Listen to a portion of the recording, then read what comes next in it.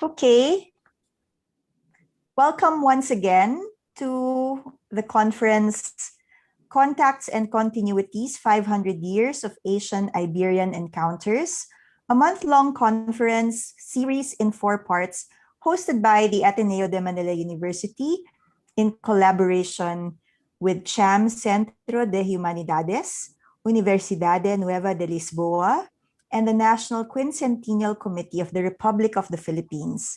This event is being live-streamed on the conference YouTube channel and the National Quincentennial Committee Facebook page. It is now 4 p.m. local time. Good afternoon to everyone from Manila. Today, we begin with part 2 of the conference, which focuses on the legacies of the encounter in ideas and identity formation. And so from today until July 6, Tuesday next week, there will be panels on various themes relating to identity. In what ways have Asian and European encounters brought about new kinds of thinking? This sub-theme examines aspects of culture in the symbolic sphere of existence, in domains such as religion and ideology, language and discourse, science and cosmology. It traces how new concepts, norms, values, beliefs, and subjectivities came into being, particularly in relation to gender, class, race, and ethnicity. My name is Isabel Nazareno, faculty of the Department of History and current chair of the Gender Focal Point Committee of the Loyola Schools. I will serve as facilitator this afternoon. And moderating the open forum will be Dr. Christine Michelle Santos, faculty of the Department of History as well, and current executive director of the Ateneo Library of Women's Writings. The Ateneo Library of Women's Writings, or ALIO for short, is especially pleased to host today's events. It is the first and only dedicated women's archive in the Philippines and is one of the special collections of the Rizal Library. ALIO seeks to contribute to Philippine culture and heritage by procuring and preserving the writings of Filipino women in different fields and making these accessible to researchers. ALIO has an active program of activities promoting its collections and putting a spotlight on the significant work of these Filipinas in areas such as the arts, literature, medicine, government, science and social science, history, and culture. In doing so, it has pushed to expand the spaces for women as part of the larger struggle for gender equality. Today's session is divided into 2 parts. First, we will have the keynote address, followed by a brief open forum. After this, our panel of speakers will deliver their presentations, followed again by an open forum. Questions for the open forum will be entertained from 3 sets of audiences: those here in the Zoom room, those in YouTube via the comment section, and those from Facebook. Our community managers will monitor these platforms and relay the questions to us. I encourage our viewers to type your questions. These will be gathered and will be read later. The session ends at 7 p.m. So without further ado, we move on to part 1 for this afternoon. Our keynote speaker opening this portion of the conference is none other than Professor Barbara Watson-Andaya of the University of Hawaii. She has been the recipient of a John Simon Guggenheim Award, as well as the University of Hawaii Regents Medal for Excellence in Research. Her area of expertise is the Western Malay Indonesia archipelago, on which she has published widely. Though she remains an active in teaching and research across all Southeast Asia. Her publications include Perak, The Abode of Grace, a study of an 18th century Malay state; The Precious Gift, To Live as Brothers, Southeast Sumatra in the 17th and 18th centuries; The Flaming Womb, Repositioning Women in Early Modern Southeast Asia; A History of Early Modern Southeast Asia; and the 3rd edition of A History of Malaysia. She is the general editor of the New Cambridge History of Southeast Asia and is currently working on a book tentatively entitled Gender and Sexuality in Southeast Asia. Let us give a warm welcome to Professor Andaya. Thank you very much, Isabel. That was a very kind introduction. I'm very happy to be here. It's one of the marvels of international communication during the pandemic that we're able to hold these conferences, even though I can see just by the list that we're scattered all over the world. I don't have a lot of time, so I'm going to share my screen right away. Just let me know that you can see it. And as this conference, the focus of this conference is the 500 years of interaction between Iberia and Asia, I thought that I would frame that in terms of the association between Iberian men and Asian women and the legacies that that has left in present day Southeast Asia and Asia more generally. But before I begin, I want to turn us back in time to this early 16th century, to 1500 in fact, and to think of the Iberian Peninsula at that time. As you can see, it's very obvious that Portugal is a much smaller country than Spain, even though Spain looms very large in Philippine history. In fact, Portugal has had a longer interest, a wider interest in Asia itself. And I thought I'd juxtapose these two illustrations. The one on the left was made in 1730 by some anonymous person, but you can see that Portugal, represented as Lusitania, sits across atop the globe, but you can see that Asia, riding an elephant down here, is well situated alongside America, Europe, and Africa, whereas this well-known picture done in 1760, in this map from 1761 done in Manila, Asia is certainly represented by the Philippines, but it plays a much smaller part, I think, in the Spanish psyche. And of course, I don't need to tell an audience like this that this situation has its own history and that most of Asia fell by the Treaty of Tordesillas in the Portuguese zone. So it's not surprising then that the Portuguese legacy has been so extensive, or that Asia has loomed so large in the Portuguese imagination. And this monument to the discoveries in Belen was inaugurated in 1960, but we see many familiar faces, St. Francis Xavier, Alfonso de Albuquerque, but particularly I think is interesting to see this Padrão is being raised as a sign of Portuguese authority in this part of the world. But what I want to talk about particularly in this today is the question of empire and what two countries in the 16th century did in terms of expanding their interests overseas. So in terms of population, as I said before, Spain, of course, far, far, far outnumbered Portugal. So was migration a solution to creating settled communities overseas? And of course, the Spanish migration was to the New World. The numbers are very impressive, but very few women went to the Philippines, according to this count that I saw, that only 18 Spanish women went in this short period of time. And Spanish women that did go, as this reenactment shows, mostly went to the New World. And this illustration from Lisbon indeed shows a very busy harbor, lots of people leaving. But in fact, most of those ships are carrying people. If they're carrying migrants, they're going off to Brazil. So there was a real question then about whether you could create with such a small population, especially relative to Spain, if you could actually create an overseas settled community of Portuguese.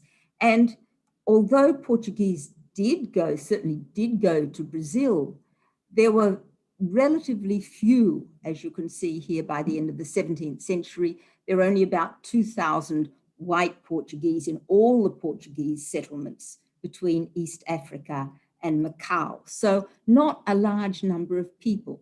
So what could the solutions be?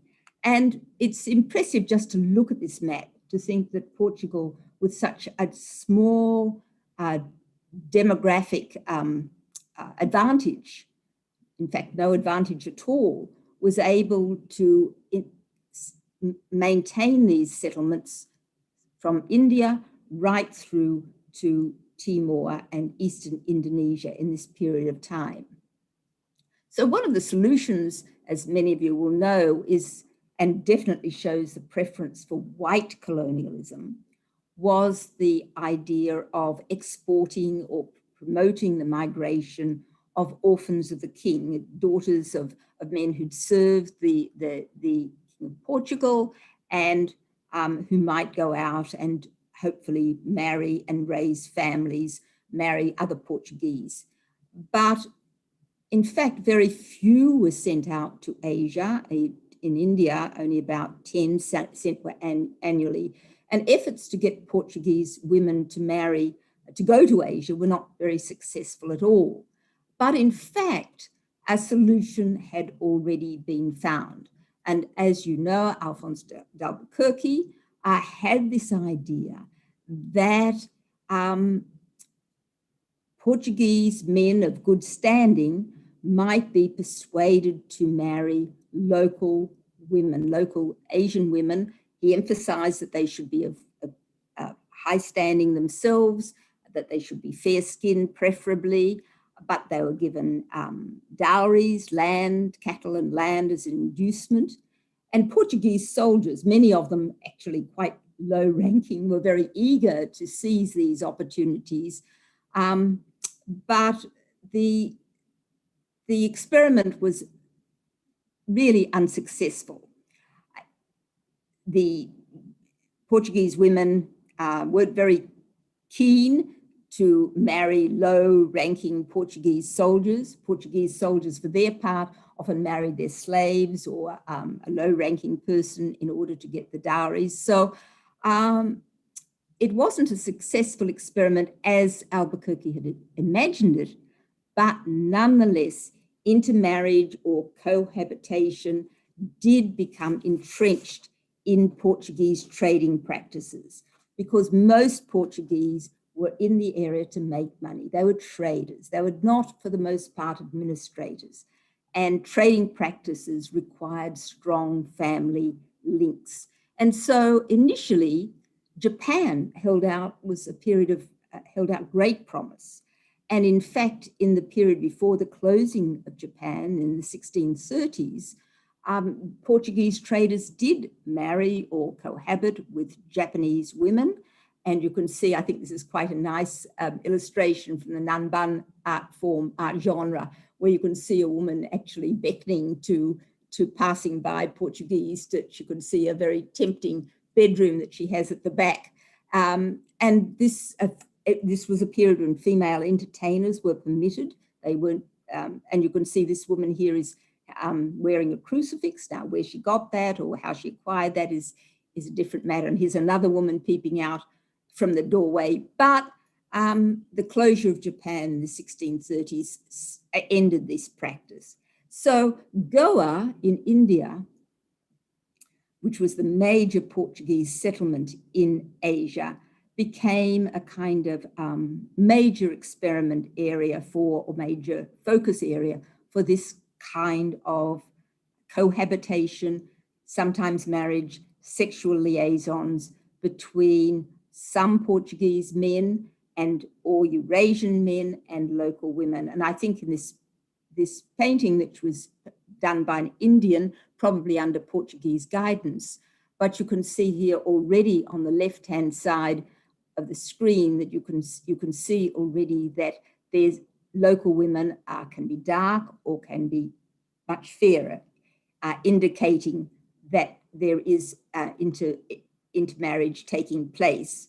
And the mestizo population continued to rise through these extramarital relationships between Portuguese men and local women, and between their children and local women. So in Goa itself, the Portuguese tried to promote their language. They even required that local wives should try and learn it after as little as 3 years. But Konkani, the local language, remained the dominant means of communication, and it was even used by the church, by missionaries for religious activities. And the Portuguese interest, the Portuguese concern with conversion was largely focused on this red part, the old conquests. And they really took a very tough stand, destroying non-Christian objects, punishing Hindu practices, introducing the Inquisition in 1560, so that many new converts left Goa. But even so, Goa, by the end of the 16th century, had emerged into this very hybrid world, typical of port cities throughout Asia, in which Portuguese or Creole Portuguese became increasingly common as a means of communication. 360 years later, however, Goa was a very different place, because surrounded by large Hindu and Muslim populations, migration increased, and by the 19th century, Goa was surrounded, of course, by British India. And although Portugal held on to Goa in 1947, it was occupied by India in 1961. And today, Goa's population is a very large percentage of Goa's population are made up from immigrants from other Indian states who are not Catholic and don't have any particular interest in maintaining Portuguese. The Catholic population is much smaller than one might expect if one had viewed from the 16th or 17th century. The liturgy is in Konkani, it's written in Roman script, and there's a very strong sense of Goa identity, but it's largely separate from the Portuguese past. But nonetheless, you can see all around you, you can see the legacy of the Portuguese presence in the vocabulary, in architecture, in food, in religious observance. So the Portuguese legacy is definitely there. But I'd like now to turn to Macau, which was Portugal's second emporium in Asia. And there too, we find a similar pattern. The Portuguese were established here from 1557. There were relatively few Portuguese males and even fewer married men. Marriages with Chinese women were relatively rare, and the women who provided wives or sexual partners mostly came from the Philippines, Japan, and especially from Portuguese Timor. So in this, as in Goa, an ethnically mixed Macanese society speaking a Creole mixture of Portuguese and Chinese with some Malay grew up in Macau. But the Chinese population over the years increased vastly, outnumbering the Macanese and the Portuguese. And the city became, as you can see in these pictures, I think, increasingly Chinese. And Catholicism had been present in Macau since its inception, but it was very much dependent on support from the missionary enterprise, and this missionary enterprise did wane over time, particularly, of course, in 1835 with the destruction of the St. Paul's Church and the waning of Catholic influence with the suppression of the orders. In 1999, Macau was taken over by the People's Republic of China. So today you can see in these figures, the number of Roman Catholics is quite small. Macau Creole is spoken by a very small percentage of the population. And like Goa, the Macanese do not see themselves as Portuguese, rather they do have a sense of identity.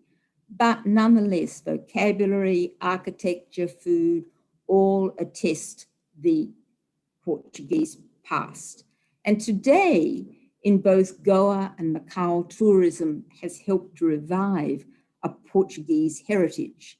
But this revival and these of a past that never really existed as it's represented in these dances and songs raises questions about authenticity, veracity, and one really has to ask, actually, do these questions matter at all?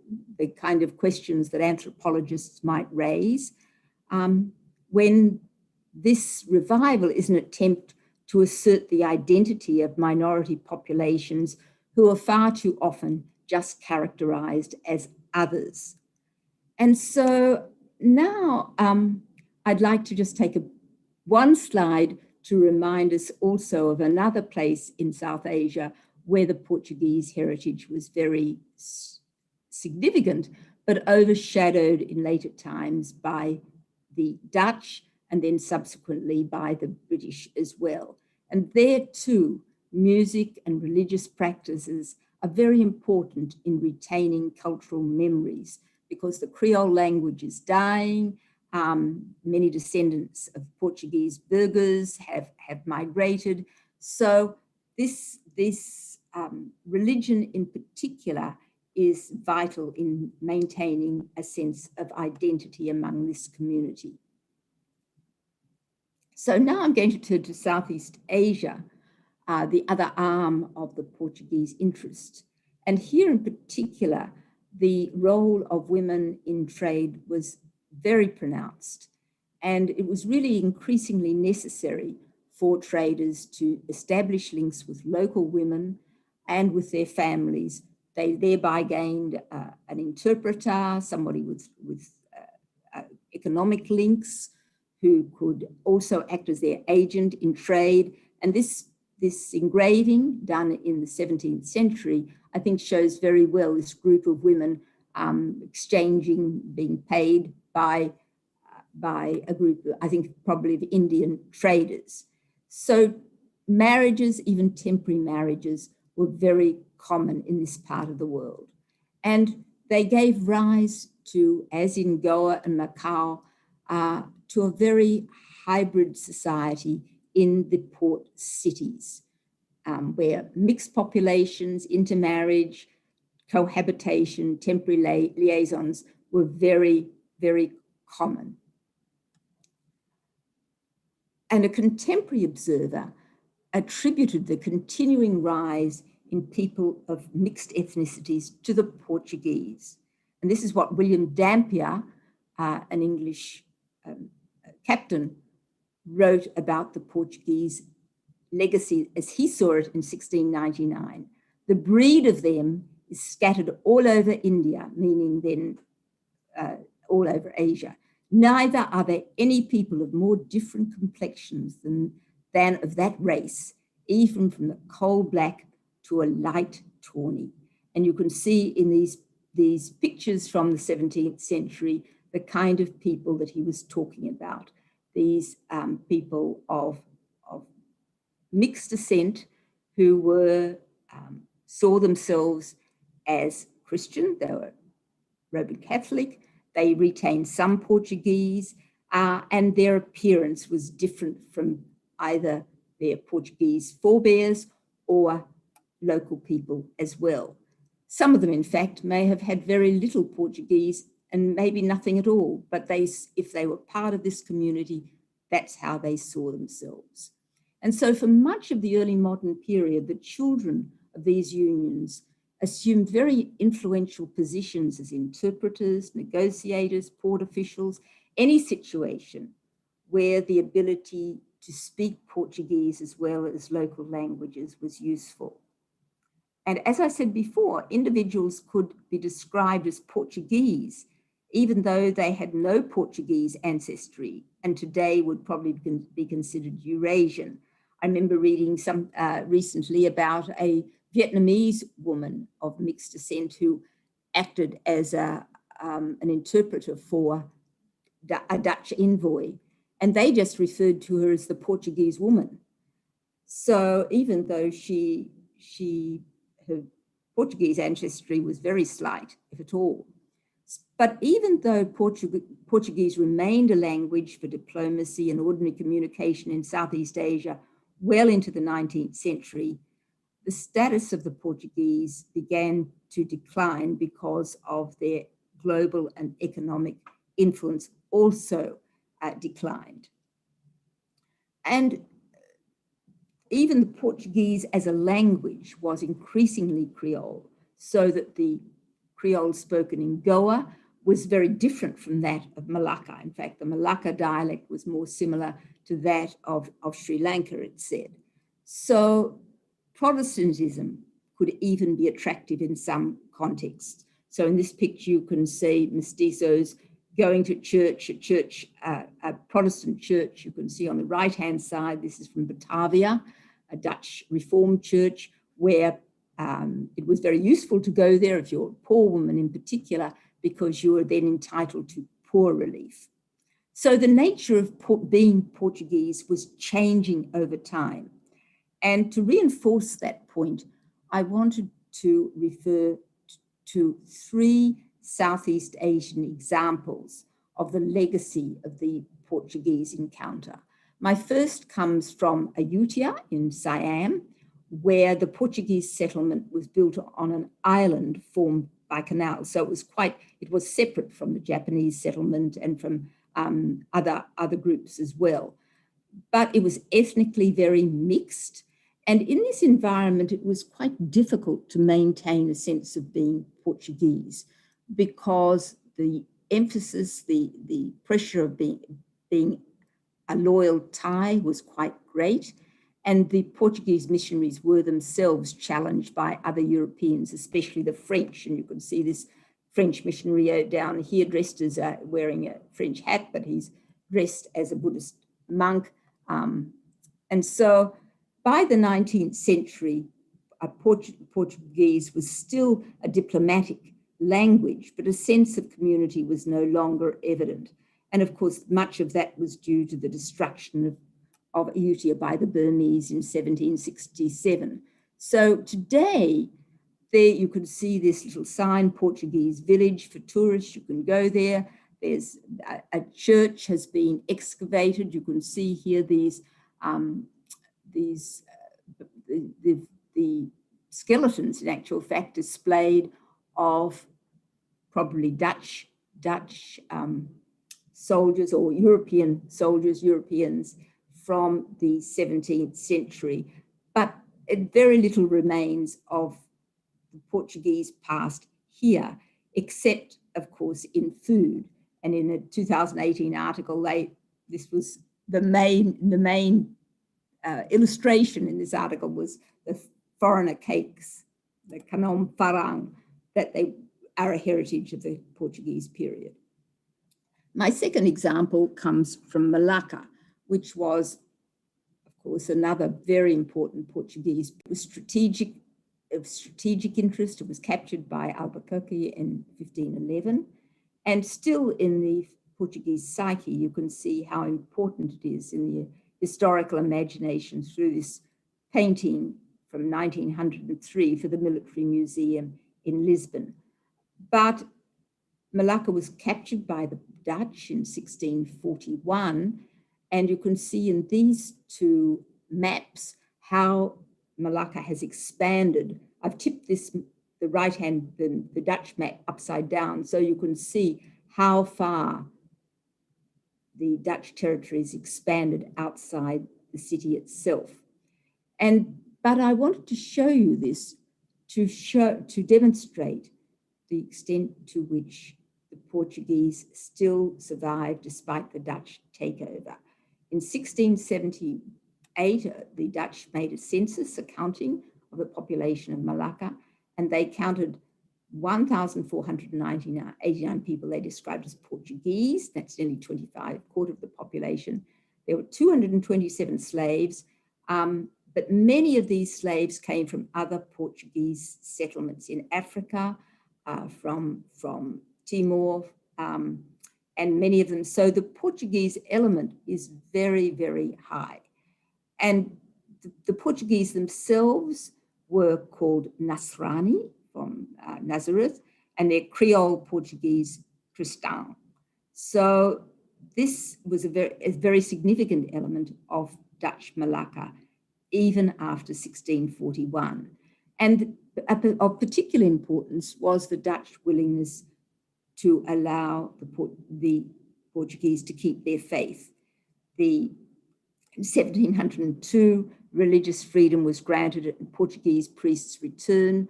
The Catholic Church of St. Peter was rebuilt in 1710, and the bell itself up here is from Goa. And again, we find from 1786, a commentator saying, here at Malacca, there's a large community of Roman Catholic Portuguese have their priests who openly hold their divine service. The Dutch had Eurasian or Chichi in the Anglo-Indian version wives, but they went to the Dutch Reformed Church. You can see down here, these were Malacca's elite. Many of them stayed on after the British takeover in 1824. They became more English, but they usually retained or returned to their Roman Catholic roots. And in 1927, the Portuguese was much, much smaller than it had been previously, of course, but it was still around 2,000, over 2,000 people. And they were given, they still maintained strong links to Macau and Goa, so the language was preserved. Cristão, the local Creole, was widely spoken. The Easter procession was organized by the confraternity, the brothers of the church. So the Portuguese influence was retained. And this was, I think, given a considerable advantage in 1933, when the British colonial power gave a grant of land, which became the basis of the Portuguese settlement. Dances and songs were introduced in the 1950s, and you can see that it's now a tourist site. And I think later on in the conference, there will be a paper on Malacca as well. But the drive to relearn Portuguese or Cristão is quite strong. You can see this class of children here studying the Cristão language, but particularly in the religious tradition. I've been to Malacca several times for Easter celebration, and it's really quite a moving celebration when Catholics from all over the country gather there to be part of this community. And now I'm going to turn for the last part of my presentation today to an area that probably is less familiar to most of you here, to Eastern Indonesia, and particularly to the area of Larantuka, which you can see here in the circle at the eastern end of the island of Flores. Nusa Tenggara Timur, the province in which Larantuka is located, is unique in Indonesia because it's a majority Christian province with Catholicism a majority, but also a very large Protestant minority as well. And Larantuka itself is said to be about 93% Roman Catholic. But in the 17th and 18th century, this was a very different place because the dominant group there were those whom the Dutch called the Black Portuguese. And again, I'm quoting William Dampier in 1699. He said, they are a sort of Indians, a copper color, so mixed it's hard to distinguish whether they're Portuguese or Indians. Their language is Portuguese, the religion they have is Romish. They seem in words to acknowledge the King of Portugal for their sovereign, yet they will not accept any offers sent by him. Of this mixed breed, there are some thousands. They value themselves on the account of their religion and descent from the Portuguese, and would be very angry if a man would say they are not Portuguese. And I enlarged this picture just so that you could see the crucifix around this man's neck, very important part of their sense of identity. Very formidable force. Their armies were well able to stand up to the Dutch as well.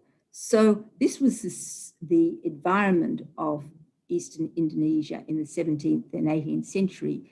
And it was in that environment that Larantuka developed. And today, the local people of Larantuka are distinguished by their specific dialect of Malay. They have real or fictive Portuguese descent, but particularly by their Roman Catholic faith with Marian devotion is a key element. I'm not going to spend a lot of time on the history of Larantuka, but the Portuguese, just to say that the Portuguese fled here after Malacca was taken by the Dutch in 1641, and when the town of Makassar was taken in the 1660s, again by the Dutch, the Portuguese also fled to Larantuka. And the Dominican priests there became the religious leaders. And since the Virgin Mary was the patroness of the Dominicans, she also became the patroness of Larantuka. But there were extensive marriages with local women, even though the Portuguese heritage was very strongly preserved. There was no really dominant, it was unlike Macau or Goa, no really dominant overriding culture neighboring them that could supersede the Portuguese heritage. And the creation of a Larantukan identity was particularly emphasized because the Larantukans believed that Mother Maria, their protection, had protected them from the Dutch, had protected them from the Muslims. And in about 1680, when the Raja of Larantuka was baptized, the tradition says he surrendered his tongkat, his staff of office, to the Virgin Mary. And you can see that tongkat here. And in 1887, by which time Larantuka was under Dutch colonial control, the Raja at the time, Don Lorenzo, affirmed that he received his tongkat from the Queen of the Rosary here. So Larantuka was seen as a Roman Catholic town under the protection of the Queen of the Rosary. This is what Larantuka looks like today, and I thank David and Sue Richardson for permission to use their recent photograph. You can see it's not a very impressive town, Main Street today, but at certain times of the year, it becomes particularly important. And I was there at Easter time a few years ago, and I took some of these photos that I wanted to share with you. And an important part of Larantuka's life is their religion, their Roman Catholic religion. So on the left-hand side, you see a group of women.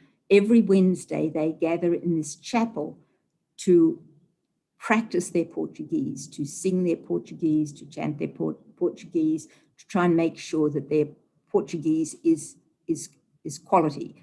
They were very disappointed that I'm not a Portuguese speaker, and so I couldn't really correct their pronunciation. And the tradition is that the confraria, the most important men of the town, the confraria of the Rosary, the origins of that lie, according to tradition, when a young man was taken to Malacca by the Portuguese to study religion, and he returned with a life-size image of Mater Dolorosa, which I'll show you in a minute, various liturgical objects, and particularly a knowledge of how the confraria should be organized. So today, at Easter time, you can see the Queen of the Rosary is on display, the statue, and is paraded around the town. But the real focus of the Easter celebrations is the processions that surround the display of Bunda Maria. For 3 days during this year, that's Friday, Saturday, and Sunday of Easter, she is taken out of her chapel. Normally nobody can see this image, and on Friday, she is paraded around the town, and flotillas come from, thousands of people come from all over eastern Indonesia. You can see these flotillas of boats to attend, to be there when that procession takes place.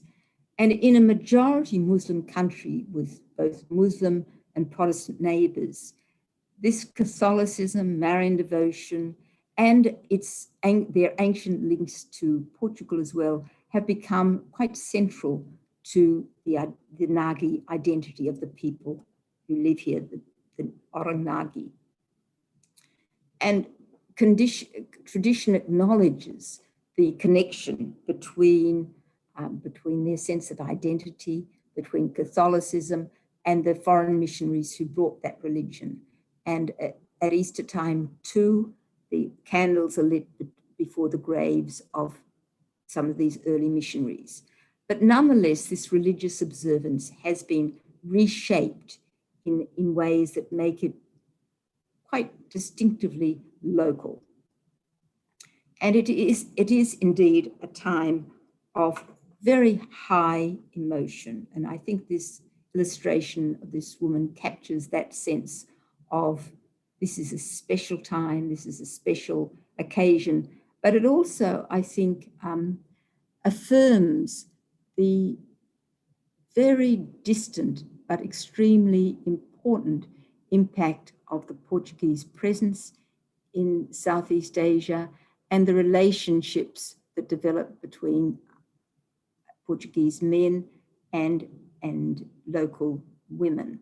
And the publicity that Larantuka has received over the past decade has given rise to the new proposals. And a 2019 news item said, perhaps Larantuka could become a holy city, a kota suci. That hasn't happened yet, as far as I know, with a pandemic set in. And so there haven't been the same kind of gatherings as before. But it's certainly something that Larantukans would like to see happen. So in conclusion then, when we think about the Portuguese legacy in Southeast Asia, their vision of establishing communities that would bridge two cultures was predicated on the idea that Portuguese men would be marrying local women. But of course, as I've shown, there were really never sufficient Portuguese men to make this a reality. But nonetheless, from the 16th century, the increase in international trade, greater human mobility, led to the creation of these hybrid cultures that characterize port cities. And the label Portuguese, as I've suggested, could be applied to individuals who differed widely in appearance and customs and might only have a very small, or no Portuguese blood connections at all.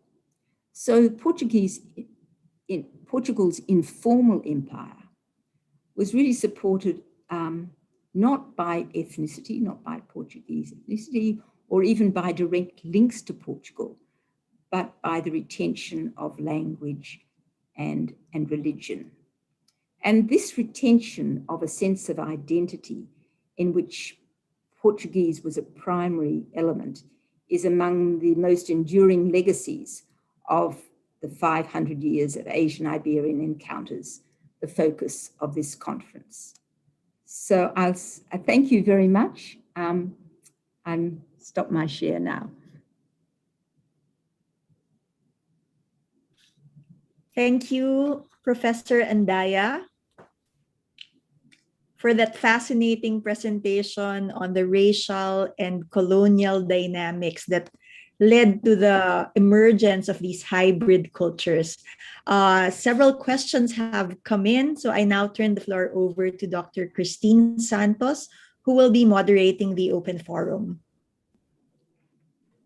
Good afternoon, everyone. So I'd like to go straight into the question because they seem to be flooding in right now. In one slide, Dr. Andaya mentioned that Filipino women were married by Portuguese men in Macau.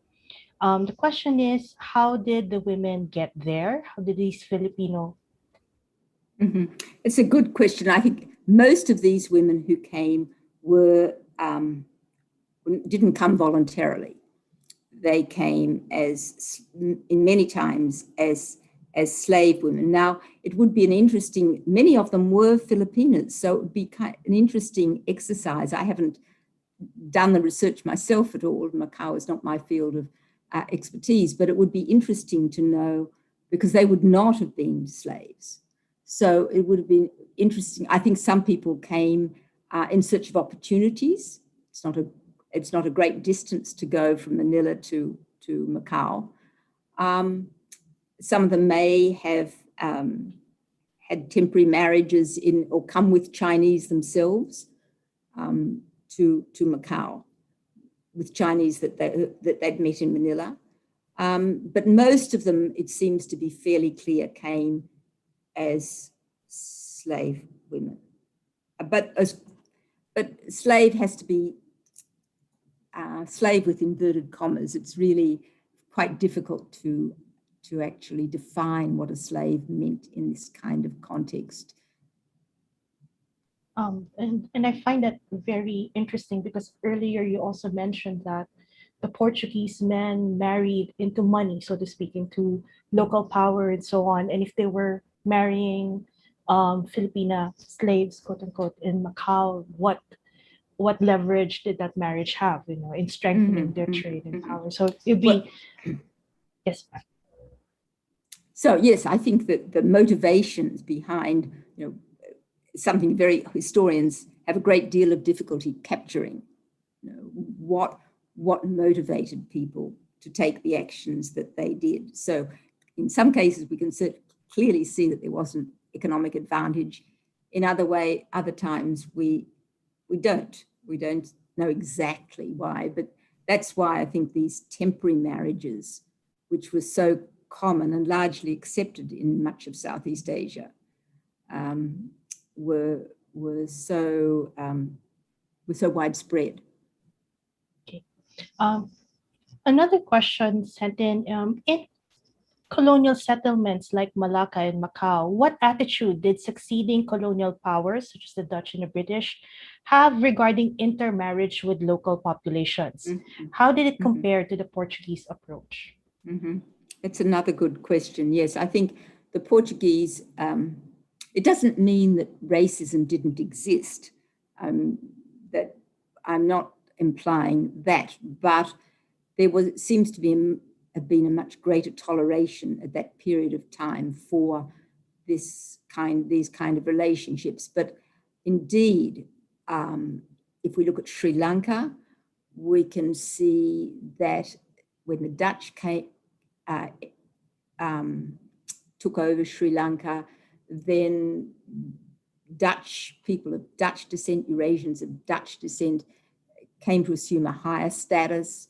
And in Malacca too, you can see that there came to be a real class division between people who might have been of Portuguese descent, but they felt a much higher status than fishermen or people who, so class makes a real difference. And I think the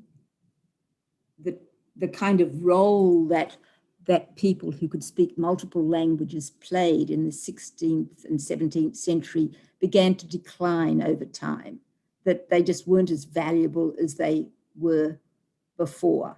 And so you find the term half caste, which comes from British India, has negative connotations. So I think that the attitudes definitely are more negative over time. And I think that's one of the good things recently, that we've seen that people of Eurasian descent have been able to assert their position in society much more than they were in the past. Another question raised now, and this is with regards to your discussion on Larantuka. Did Larantuka follow a matrilineal descent system? They follow descent system? Yeah. Matrilineal descent. Yes. Well, not that I think you can actually define, they had a very strong clan-based society. So, so for example, the Stations of the Cross, when at Easter time, the Stations of the Cross are really near the 8 sites belonging to the 8 clan groups. So there was wife giving and wife exchanging, but more than a straight patrilineal and matrilineal kind of society. I don't think you can classify it in those terms, but it was a society where a married couple lived near the bride's parents. I mean, it was very common to live close by. So in that sense, I think matrilineal trends are quite strong, although I would not call it a matrilineal society, no. Another question is, did religion, Catholic to Portuguese versus Protestant to the Dutch and British, factor into the interracial marriage considerations?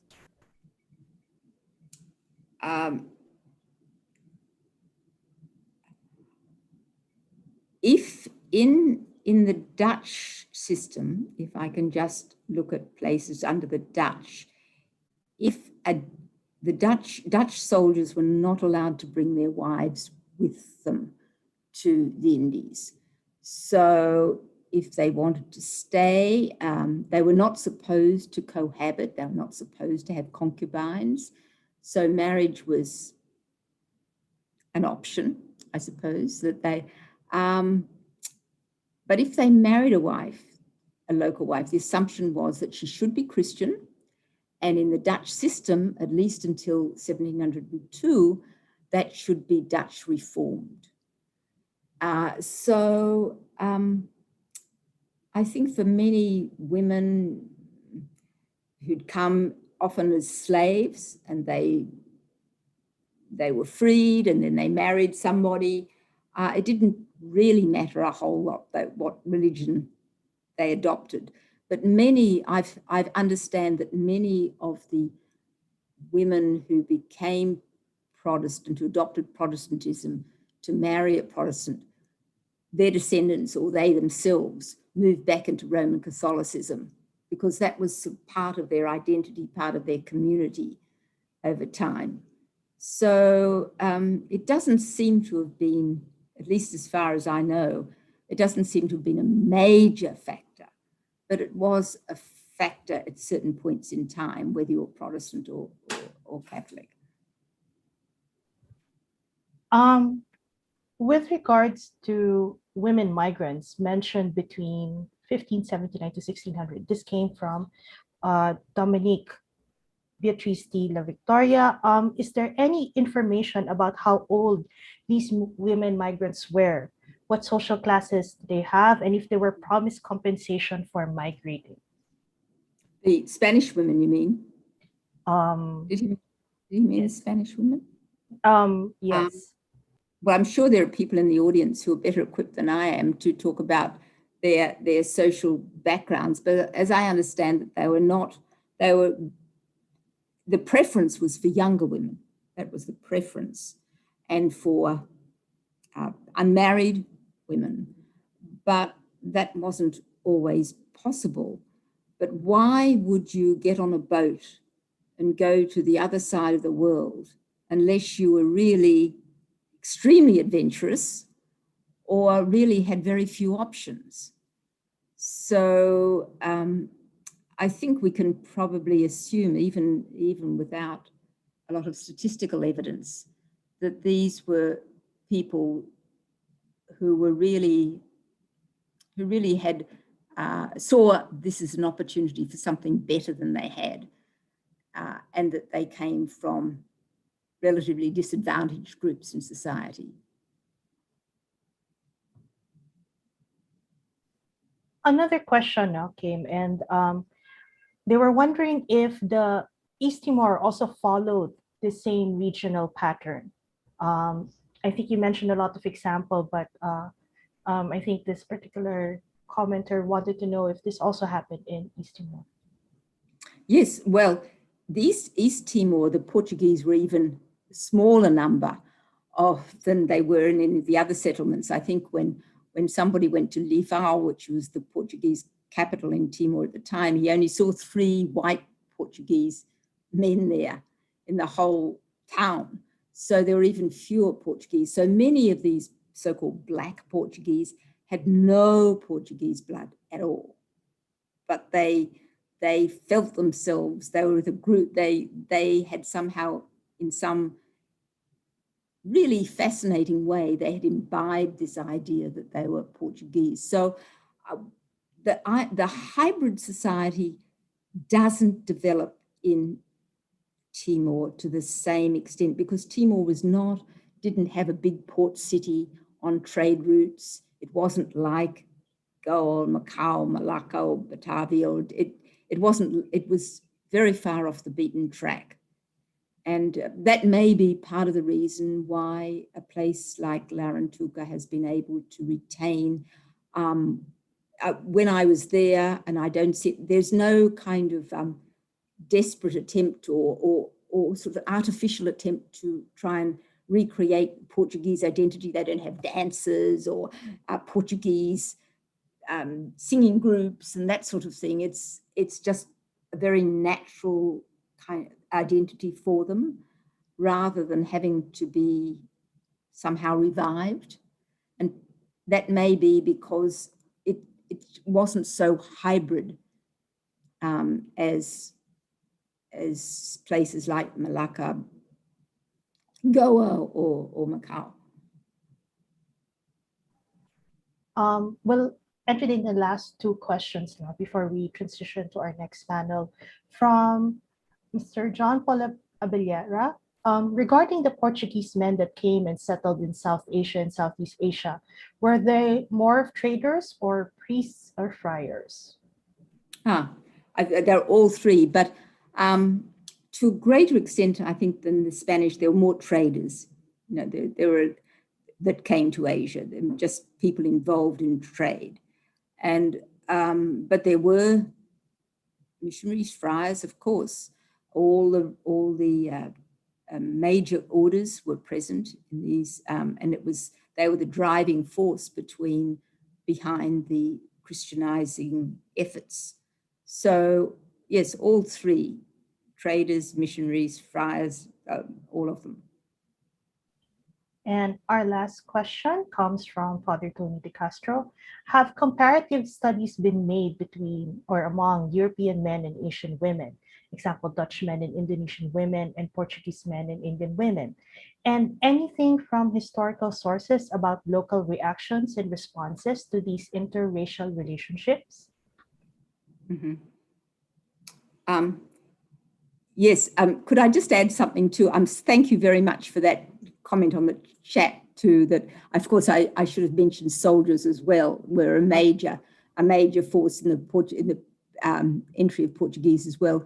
So the question was asking about the comparative studies between I think it wants to ask if there are already comparative studies published with regards to these interracial marriages, especially between Dutch men and Indonesian women and Portuguese men and Indian women, for example. And if there are also papers that discuss the different historical sources about the local reactions to these interracial relationships. Not there. In fact, the interest in these kinds of marriages and the children of these marriages has been neglected by historians for a very long time. And it's only fairly recently that it's become an important field of study. So I think comparative studies are very weak, and mostly on the rather general level, because you need a lot of time, a lot of languages, and the sources aren't always particularly helpful. We don't have anything from women themselves, for example, or very little. So there's a lot of speculation, reading between the lines, that has to be undertaken.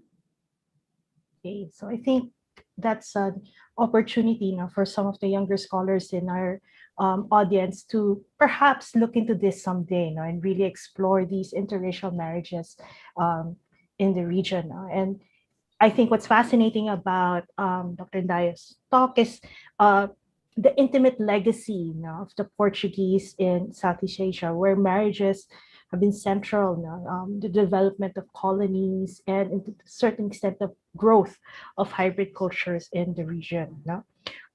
With that in mind, we'd like to thank Professor Andaya for her time and her knowledge, and for sharing with us on this wonderful information, and hopefully jumpstart younger scholars to explore this topic, as it's very fascinating. And I have tons of questions coming in from different places now, and hopefully, and sadly we don't have time, but hopefully eventually these questions would be something that younger scholars could explore now, and totally highlights Professor Andaya's continued contribution to our field and inspiration to many scholars in Southeast Asia.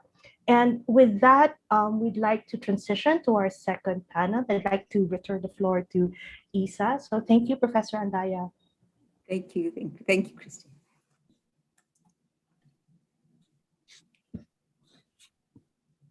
Hello again. So our first panel for Legacies of the Encounter in Ideas and Idea Formation focuses on the subject of gender. Let me introduce our panel of speakers. Our first speaker is Dr. Vina A. Lanzona. Born and raised in Manila, Vina attended the Ateneo de Manila University before pursuing her graduate studies at the New School for Social Research in New York and the University of Wisconsin-Madison. She is currently an associate professor in history at the University of Hawaii at Manoa. Our second speaker is Leal Rodriguez, a researcher, community worker, and student currently affiliated with the University of Auckland as a Faculty of Arts doctoral scholar. She's undertaking her PhD project on masculinities, gender in education, particularly in universities, within the Philippine context. Her experience as a feminist activist with almost 10 years in the development and education sector led her to decolonial and post-structuralist theory. She keeps busy by exploring the world through novels or by finding hidden trails. Our third speaker is Dr. Beatriz Alvarez Tardio, who is currently teaching at the Universidad Rey Juan Carlos in Madrid, Spain. She has taught at the University of Alcalá de Henares in Spain, the Ateneo de Manila University, and the University of the Philippines, and has been a visiting scholar at De La Salle University. Her endeavors in the preservation and reevaluation of Philippine literature in Spanish brought forth her two books about the Filipino writer Adelina Gurea, Writing Athwart Adelina Gurea's Life and Works with the Ateneo de Manila University, and the critical edition of Gurea's short stories, Cuentos de Juana, and recently the collection of short stories by Enrique Laigo, Relatos, with Instituto Cervantes, besides other essays and lectures about Philippine literature in Spanish. Last but not the least, we have Dr. Irene Villascusa Ian, who teaches Spanish and literature at the University of Amsterdam and is a guest researcher at the Amsterdam School of Cultural Analysis. She recently published her first monograph entitled Transcultural Nationalism in Hispano-Filipino Literature. She has published journal articles on Philippine literature in the Revista de Crítica Literaria Latinoamericana and Unitas, the biannual journal of the University of Santo Tomas in the Philippines. She is co-editor and contributor with a chapter in a volume entitled Other Globes, Past and Peripheral Imaginations of Globalization. She has an interest in studies of the global Hispanophone world and comparative literatures, globalization studies, and travel writing. Let us now hear from our first speaker, Dr. Vina Lanzona, who will speak about her presentation titled Till Death Do Us Part, Interrogating Marriage and Divorce in the Spanish Philippines. Thank you very much, Isa, and thanks for all the organizers in this conference, especially Noel, who invited me to be part of this, and Kristen and Nikki. So thank you very much. This is really an amazing conference. And thank you also to Barbara. You know, as everybody said, she has been an inspiration to us, well, I'm no longer a young scholar, but when I was younger, she has been a major inspiration, especially in terms of her work on gender. So I think Isa did not mention that. I've been working on really on modern Philippines for much of my academic life, but for the past 5 years or more, I've been drawn to study more about the Spanish colonial period. So and my work on gender in modern Philippines, especially during the revolutionary, post-war period, was something that I worked on for a long time. And now I really want to focus on also on gender in the Spanish Philippines. And as I said, Barbara has been such a major influence in terms of working on gender. So let me start with, maybe a qualification that, as a newish scholar on the Spanish colonial period, this project is still it's still very much in its early stages, but it's something that I've been really interested in, and especially in terms of understanding the social history of marriage and divorce in colonial Philippines, right? And looking at its implications and significance to our current debates about marriage and divorce in the Philippines. So let me start. I think I was really fascinated with this project because of all the materials. I mean, I was looking at the Spanish colonial archives, looking at all those materials about divorces and adulterios, etc. So let me start with two cases that I found fascinating, and there are hundreds of other cases. In 1875, Sixta Romero filed for divorce from her husband, Basilio Cupon, in the Ecclesiastical Court of Manila, citing as justification his adultery and physical and emotional abuse. It was not the first time she had filed for a divorce, but the court had previously advised her and her husband to work on their marriage. When her husband's abuse and marital infidelity continued, Sixta tried once again and once again was turned away.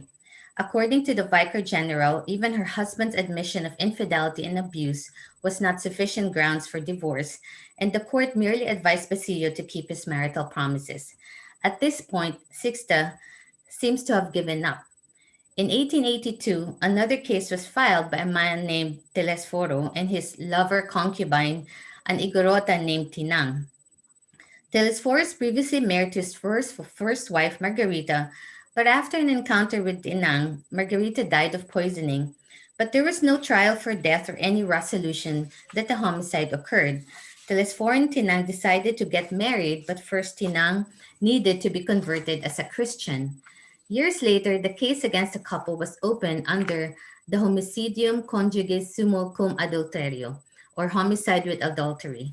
With this principle, Telesforo's second marriage to Tinang was questioned of its validity. After trials in both civil and ecclesiastical courts were held, it was deemed that the marriage between Telesforo and Tinang was legitimate, and that this principle that technically could have invalidated the marriage, the principle of homicide with adultery, would not have applied to Tinang since she was not yet a Christian when said murder was committed. In the end, the marriage was legitimized, but the homicide case remained unresolved, thus not providing much relief to all parties involved. So these are just the two cases that I wanted to open it, but there were, as I said, a lot more cases on divorces and adulterers that I found the Spanish colonial archives.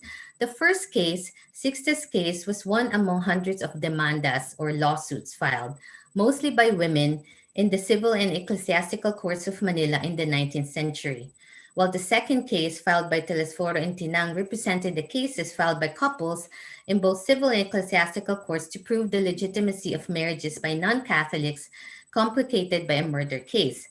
These are just two cases, but they provide a window into the complexity of marital relationships in the Spanish Philippines and into the way women, in particular, negotiated the colonial civil and ecclesiastical court systems, especially to find relief from unhappy marriages.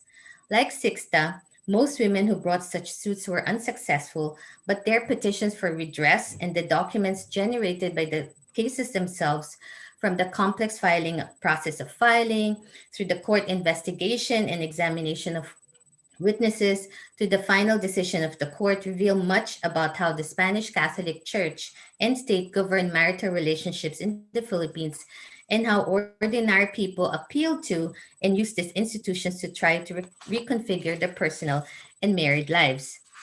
Issues of marriage and divorce have always been contentious issues in the predominantly Catholic Philippines, which was part of the Spanish Empire for over 300 years. Scholars of pre colonial Philippine society contend that prior to the Spanish conquest, customary marriage practices permitted divorce, and Spanish observers as well as Catholic missionaries often commented on the ease with which indigenous people of all classes entered and left marital relationships. When the islands, with the exception of parts of Muslim Mindanao, were incorporated into the Spanish Empire in the 16th century, the indigenous people of the archipelago were made subject to Spanish law, and their customs and practices were transformed by a process of Hispanization, the imposition of Spanish law and practices into indigenous society. Most scholars, as well as the general public, have assumed these laws prohibited divorce, but in fact, marriage law in the colonial Philippines was far from settled. Not only were there important changes in the Spanish civil code in the 19th century, but throughout the Spanish colonial period, ecclesiastical and civil courts constantly adjudicated on a whole series of issues: interracial marriages, concubinage, adultery, abortion, and illegitimacy, as well as divorce, that shaped both the practice and legal practice of marriage in colonial society. So, exploring the way marriage law was handled in the courts and daily lives of Filipinas and Filipinos opens a fascinating new window on the nature of domestic arrangements and the private lives in the Spanish Catholic Philippines.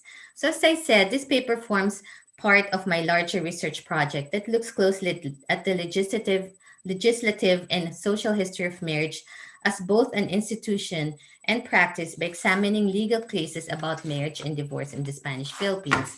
As we all know, in the late 16th century, the Philippine Islands was the farthermost outpost of a Spanish empire that extended around the Atlantic from the Iberian Peninsula to Africa and North and South America and across the Pacific to Asia.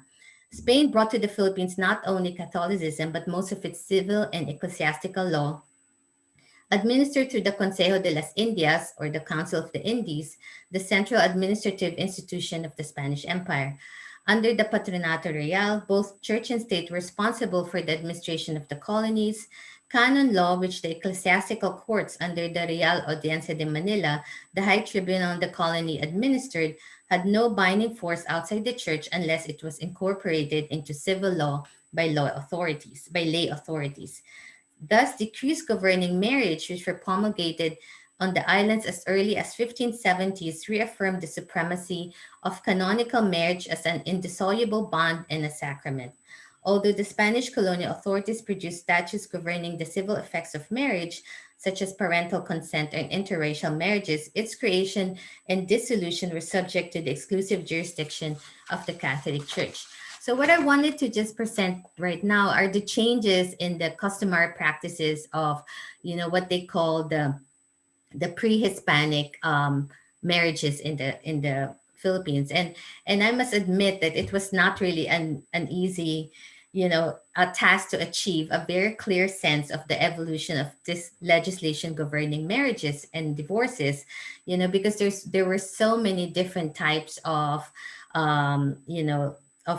imperial and local laws, from the Council of Trent to the Law of the Indies, the royal laws to there's the Calasiao Code of 18th century, the canon law of the 19th century, several papal bulls, and finally the marriage law of 1870 and the Spanish Civil Code of 1889. All these laws address the issues of marriage and divorce, among other things. But rather than present a definitive account of these changes, let me just focus on various legislation that basically changed many of those customary practices. Most scholars of the early Spanish Philippines agreed that the La Institución Matrimonial Indígena Pre-Cristiana, or the indigenous pre-Christian marriage, was one of the principal problems encountered by the missionaries in the Indies. Many clerical scholars said that the concept of the Christian marriage being the only one officially accepted by the Spanish regime was accepted by the natives when they entered the fold of the Catholic Church. However, the acceptance of this concept was far from being an easy task, blocked by a number of difficulties, especially the attachment of the inhabitants to their so-called pagan customs. Thus, agents of the Patronato Real addressed specific pre-colonial marriage practices to raise the dignity of said institution during the early phases of Christianization. So I'm just going to outline some of these changes. First, between the 17th to the 19th centuries, certain laws were implemented, including the age to contract marriage, 12 years for women and 14 years old for men, and the necessity of obtaining parental consent for minors, as well as the issue of consanguinity and affinity. The natives were allowed to marry within the third degree of the collateral line of consanguinity and affinity, which is still current practice in the Civil Code. So that, of course, the age of consent has changed over the years, which we can talk about later. The issue of betrothals is the second one, and the personal service of the groom in the house of the bride's parents, what Father Garcia saw as a source of immorality, was abolished by Spanish laws, although some vestiges of it are still evident until the present. To prevent the system perceived by the church as abusive, premarital investigation or wedding bans were established to find out whether the couple were without impediment and therefore free to get married and canonically capable to marry.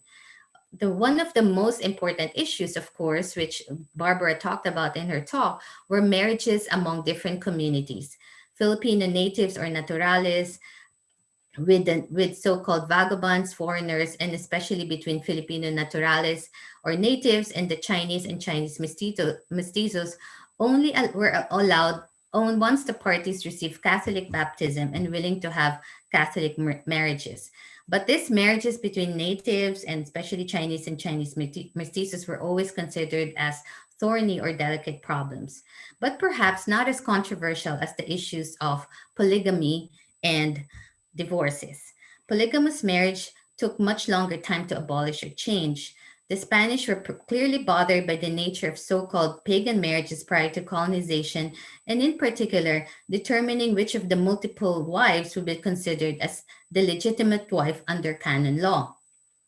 The new configuration enabled the state to consider the first wife as the legitimate wife, while the others were seen as concubines under the new law.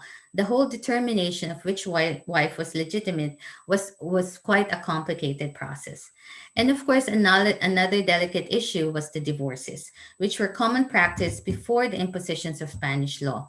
Many missionaries lament the fact that spouses easily separated from each other, and both parties also easily entered into subsequent marriages. Early on, the privileges of entering into Catholic marriages were undeniable, since the Patronato Real had defended the absolute freedom that all their subjects should enjoy in contracting marriage. And thus they set several marital impediments to those who hadn't embraced the idea of a Catholic and monogamous marital relationship. But this also did not come very easily. So, I mean, I have a lot more to talk about that, but then, it's what I wanted to just focus on. I mean, because of the interest of time, that that even at the beginning, they commanded that no priest, secular or regular, should declare this marriage is null and void. So what the Patronato Real did was to provide some privileges to be baptized. For example, the Pauline privilege, etc., which I can talk about later if we have time. Missionary accounts frequently marked that polygamy was an obstacle to the conversion of the natives and to the progress of Christian life in the islands. Eventually, laws against concubinage were enacted, as well as laws against polygamous marriages. But the issue of divorce was much more complicated. Like polygamy and concubinage, decrees on divorce was not firmly implemented until much later. In the 19th century, the struggle for religious liberty framed the Spanish Constitution of 1869, which led to the enactment of the law of civil marriage in 1870, when civil marriage was declared to be perpetual and indissoluble, although the possibility of a legal separation was not precluded. So there was the Spanish law, civil law of civil marriage in 1870, then the Philippine Penal Code of 1887, and then the Spanish Civil Code of 1889. So this codes recognize two forms of marriage: the canonical, which all Catholics were obliged to follow, and the civil marriage to be celebrated in the manner provided by the civil code. So again, there's a lot of like nuances in these codes, but I just can't really go into so much detail. So let me just focus on the idea of divorce. That while the ecclesiastical fiscal was given authority by the Pope to defend the integrity of marriage, the ecclesiastical court tried cases which came under the jurisdiction of canon law, such as those pertaining to matrimony in all cases of the clergy. The civil code provided the following as grounds for divorce. Number one, adultery by the wife and the husband, but only if the adulterous act caused a public scandal; maltreatment by deed or serious insults; physical and domestic violence, including those that force a woman to change her religion; attempts by the husband to prostitute his wife and her children; and the connivance in their corruption or prostitution or other forms of sexual exploitation; and the conviction of the spouse to the punishment of cadena or reclusion perpetua. When divorce was granted, the mother has the custody of the children under 3 years of age unless the decree was otherwise provided, and spouses were then allowed to separate and the children remain under the authority and protection of the innocent spouse. But the question remains, to what extent were the civil and canonical laws concerning marriage adopted and implemented in the Philippines? And I was kind of talking about how Philippine scholars really until now, especially during the Spanish period, we don't have really much work done in terms, especially on the social legal histories of the Filipinos under Spanish colonialism.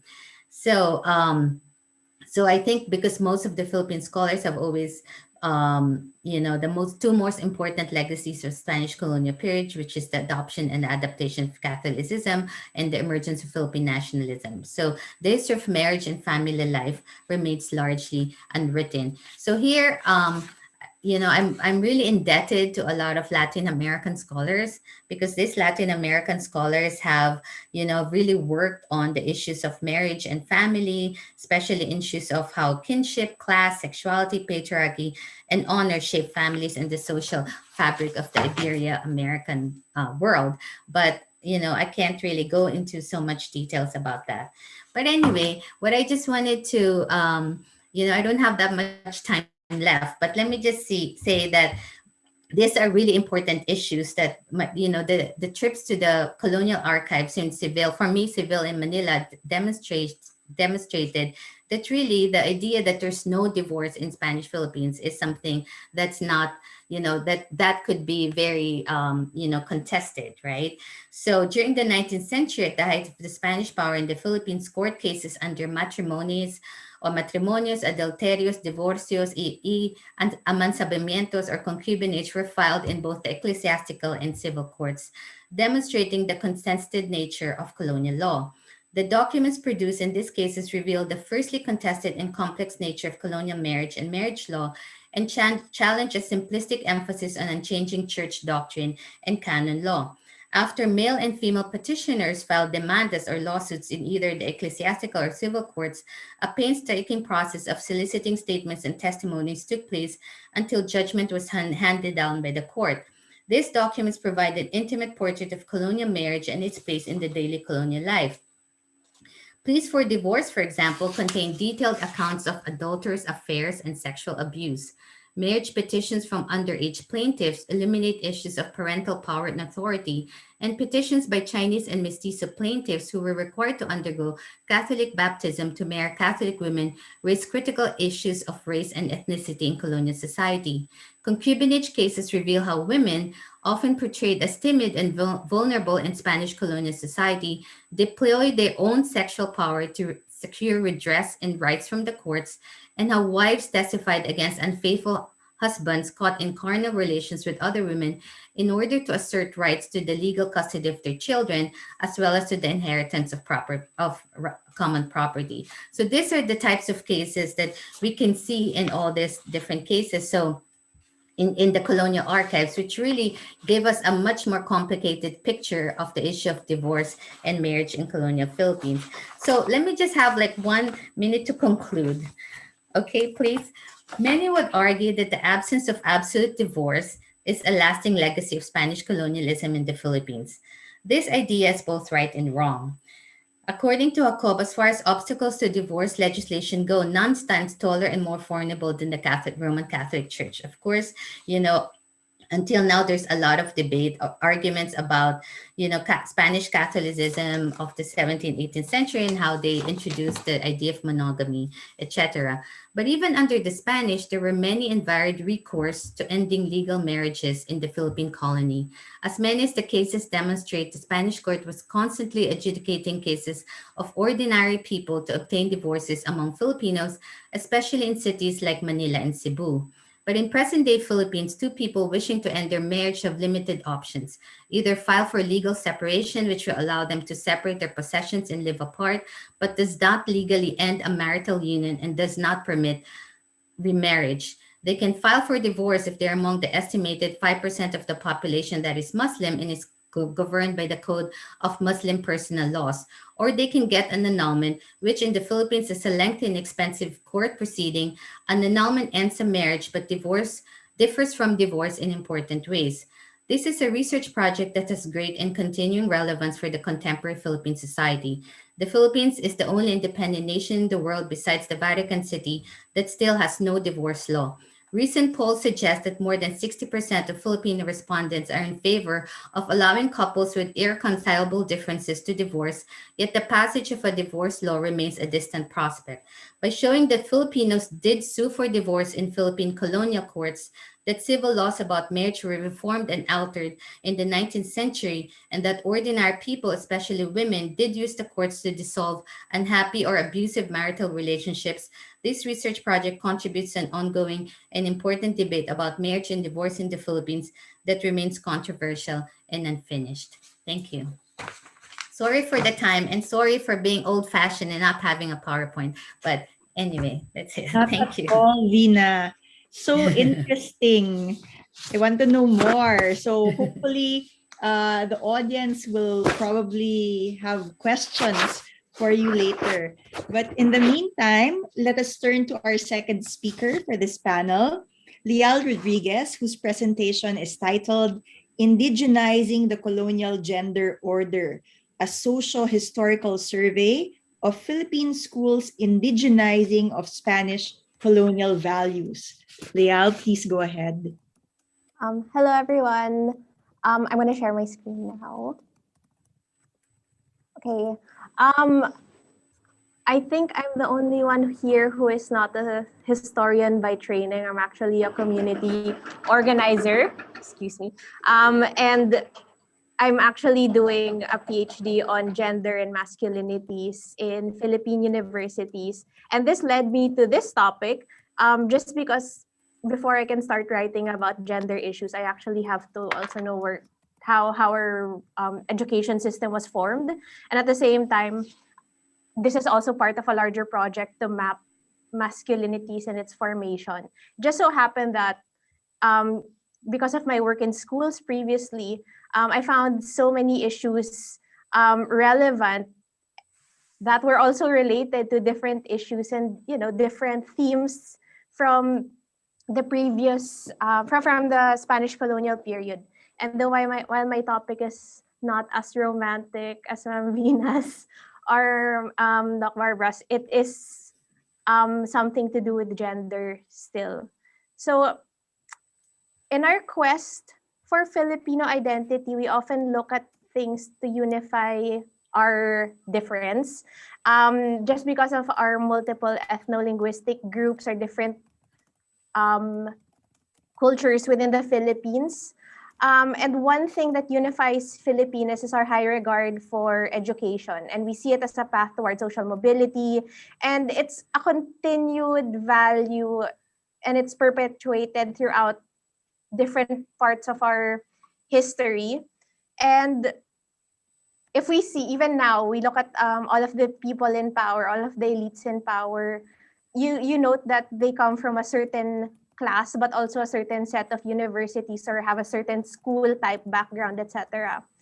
And despite all of our great values for education and our valuation of education, we have multiple issues in education, especially when it comes to gender, regardless of the fact that we are like the 16th in the world for gender in the World Economic Forum's Gender Equality Index, etc. So we have different issues in university and primary and secondary education related to fraternity-related violence and death, sexual harassment, LGBT exclusion, gender tracking for certain careers, and even the most basic limited access to education. And we also have red tagging in education, and our students being harassed by paramilitary officers. All of these things are different issues that actually have very historic roots.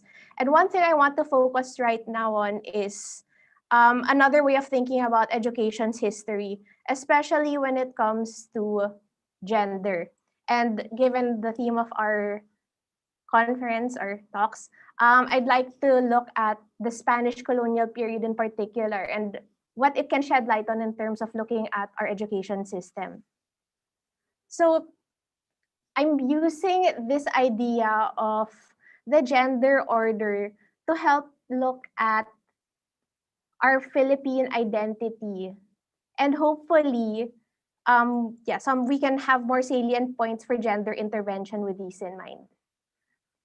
So I'm using Raewyn Connell's framework for what she calls the gender order, which looks at power, production, cathexis, and symbol, with power being the idea of patriarchy and the legitimization of women's subjugation by men, production or the gender division of labor, cathexis are looking at the control of sexuality, in particular women and sexuality, and symbol, which interrogates gender meanings and symbols in society.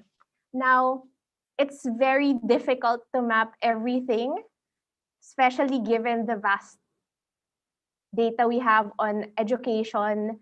But I do want to focus on particular themes here. For power, I'd like to look at religions hold on gender and education. For gender division of labor, let's look at sex-separated schools because there was also a very gendered curriculum here. And the idea of private education and elite education. For cathexis, I'd like to look at the control of women's sexuality through what they call beaterios. And symbol, we go to the Filipino identity. So this was at the cusp of the 20th century, looking at the propaganda movement, Rizal, etc. So for Catholicism and religions hold on gender and education, if you think about it, friars actually controlled all aspects of education, from curriculum to instruction to the implementation of various decrees. They also were very aware of decrees that they didn't want to implement or were not implemented, possibly because of manpower, but also because of certain other powers at play. For example, the 1550 and 1634 decree ordering Spanish as a medium of instruction for Christian doctrine in the Philippines was not implemented.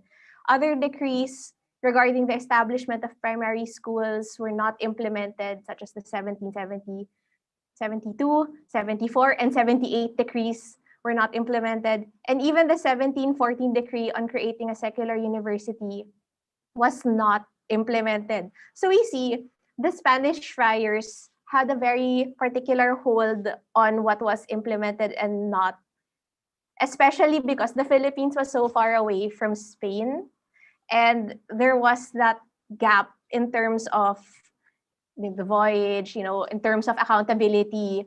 And it was really the friars who were going to implement this. So if they didn't want to implement, then they didn't implement. And it could have been, again, because of different factors. Some factors say that they wanted to hold the power. Some historians say they wanted to hold the powers. Others say, it was also a lack of manpower. So there are different factors. But the point is, the Philippines did not have universal primary education until another degree in 1863. Okay.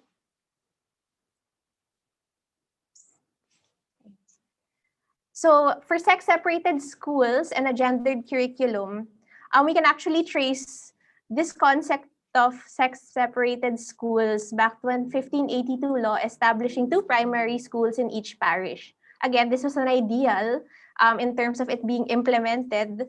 There still has yet to be, a particular mapping of per region where it was implemented, etc. I think Bazaho, which is who a lot of the Philippine education historians cite, would have a map of that. But again, not very many were implemented. But the ideal was for boys to have a male instructor who was a priest, and girls to have a female instructor who was a religious sister. For primary school, often as well in secondary school. And there was a gendered curriculum because boys learned grammar, philosophy, natural science, etc. And girls focused on the domestic arts. They only learned geography and algebra in terms of science, while boys would have learned physics, biology, and all these other sciences.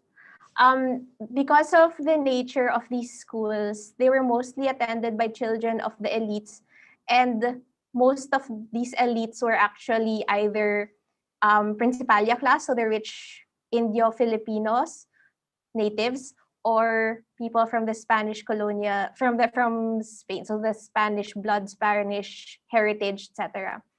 And the colleges were also in Manila. So in terms of continuing on beyond primary education, if you weren't in Manila, you were far from this source of knowledge.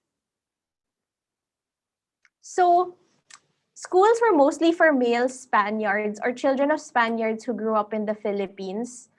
And this was both for primary, secondary, and university education. In 1645, Indios were admitted to secondary school, but that was how many years after the Philippines fell under Spain. And Filipinos weren't awarded baccalaureates or university degrees because they were looking for the purity of Spanish blood, or limpieza de sangre. I don't know if I'm saying that right, but yes.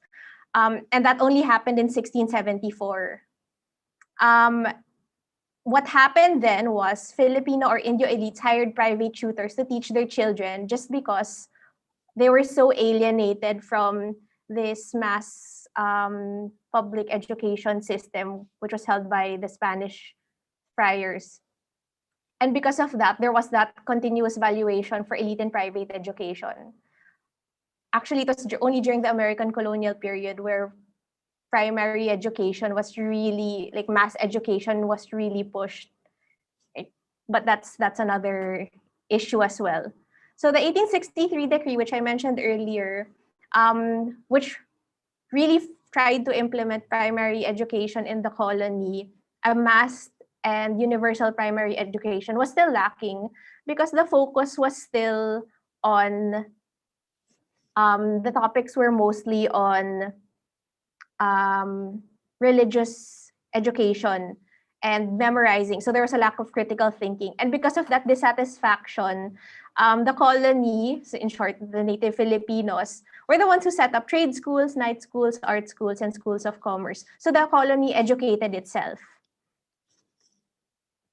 So in terms of the cathexis, there was a control of women's sexuality because women were actually not allowed to go to higher education. So past primary and secondary school, women were expected to marry. And beaterios were created to protect women's virtue and chastity. So one such institution was the Colegio de Santa Potenciana, and another one was the Colegio de Santa Isabel. And it's very interesting, and if I'd like to read a quote, because the women here were often Spanish, well, mostly Spanish at the start, and they were actually sent because their Spanish fathers were off at sea, or they were wives of Spaniards in other territories. And these were women who also had moral or marital problems. So these were the places, these beaterios are where these women would be sent. And only later did they start accepting students or educandas. And I'd like to highlight the idea of this beaterio because this is actually one issue this is actually one institution that reinforced racial, gender, and class divides. Attendance here was visible because of one's standing, indicative of one's standing. And these institutions emphasized feminine gender roles more than teaching practical knowledge. And this reclusive lifestyle, because they were run by nuns, reinforced the idea that a woman's role is at home and instilled this idea of colonial models of family, which Camacho calls a peninsular feminine ideal for both religious and secular women. And eventually, this expanded to the rest of the colony because, again, these were aspirational. So suddenly, to make it, you wanted to be here. And then, therefore, when you went into these institutions, these ideals were reinforced in you. Much like if you think about the period now, especially when you think about how our current schools are structured, right? So the Filipino identity now, in terms of symbol, we look at this combination of all of these things. So the elites send their children abroad for university because they're excluded from university, or the education system does not want them. There's this idea of the elites who go abroad see that they're actually, they can catch up, and they're actually not far from what their colleagues or classmates abroad are learning. They catch up. They have this idea of an alternative vision of their identity. And one group, such as the Ilustrados, of these young men, of which Rizal was part, saw that, got ideas about identity, ideas about their manhood, ideas about a new vision of the Filipino as the Filipino. And because of that, the Ilustrados, these foreign educated young men who were inspired by what they saw in Europe, decided to push for social reform against the Spanish regime. And they claimed this Filipino identity and created their vision of the Filipino ideal. Given that most of them were educated elite Filipinos, this idea of elite, again, was reinscribed into our own national identity. And I know this is discussed often by different scholars, but I'd like to put a spin on it because no one discusses this in terms of masculinity and why there's always that idea of, this elite man image as something that we teach our children in schools to aspire for all of these values. And at the same time, right, if you think about the situation in different contexts on the ground in schools, it's very different as well. So to wrap up, again, these are the things I discussed. The Spanish colonial period had achieved the establishment of formal education in the Philippines during its time, including a system of education for primary, secondary, and even tertiary or university levels. And a lot of the things that I discussed are actually still seen today in terms of how we segregate schools by sex, the influence of religion on education, even the values that we teach our children in terms of nationhood and national identity, etc. And I'd like to think I'd like to question and trouble how these colonial values influence Philippine identity. and how our schools perpetuate these in relation to gender and culture. And at the same time, how can we question these so that we actually have gender reform in schools, or even curricular reform and cultural reform in schools that have a poignant effect that can target the gender issues and even different issues that we see in our education system. So with that, I'd like to end my presentation. Thank you everyone for listening. That's it. Thank you, Leal. So fresh perspective in understanding the colonial context of education and gender, and even thinking about potential parallels in the contemporary culture and system. Okay, so now we turn to our third speaker. Let us welcome Dr. Tardio with her presentation, Adelina Gurea and her contributions to Spain.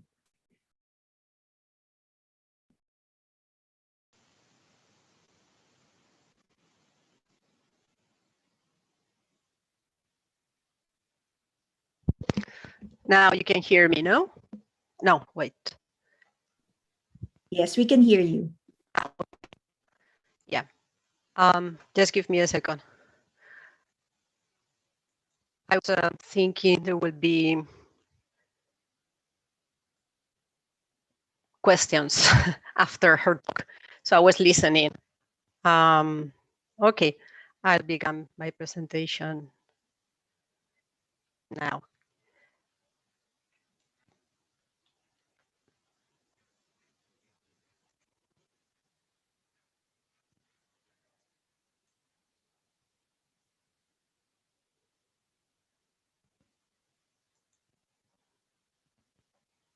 Okay, so you see the slides now? Can you hear me? We don't see your slides. I'm not sure. We can hear hear me? you. Okay. So we'll start with the presentation now. Sorry, I have here two screens, and sometimes that can be messy. The slides are visible now. Yes. Okay, I need to organize my screen just for a second.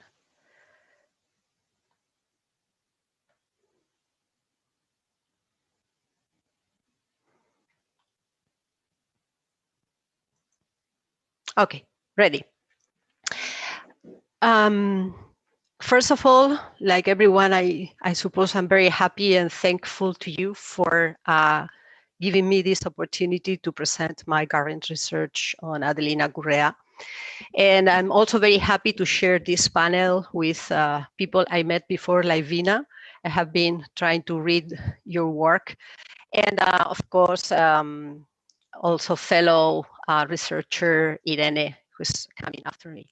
So I'm going to focus now and trying to be not too fast, but since time is limited, I will try to go quickly over my presentation. So many of the themes, first, a short introduction. Many of the things that has been presented in this conference evolve around the encounters between or happening between the 16th century up to the 19th century.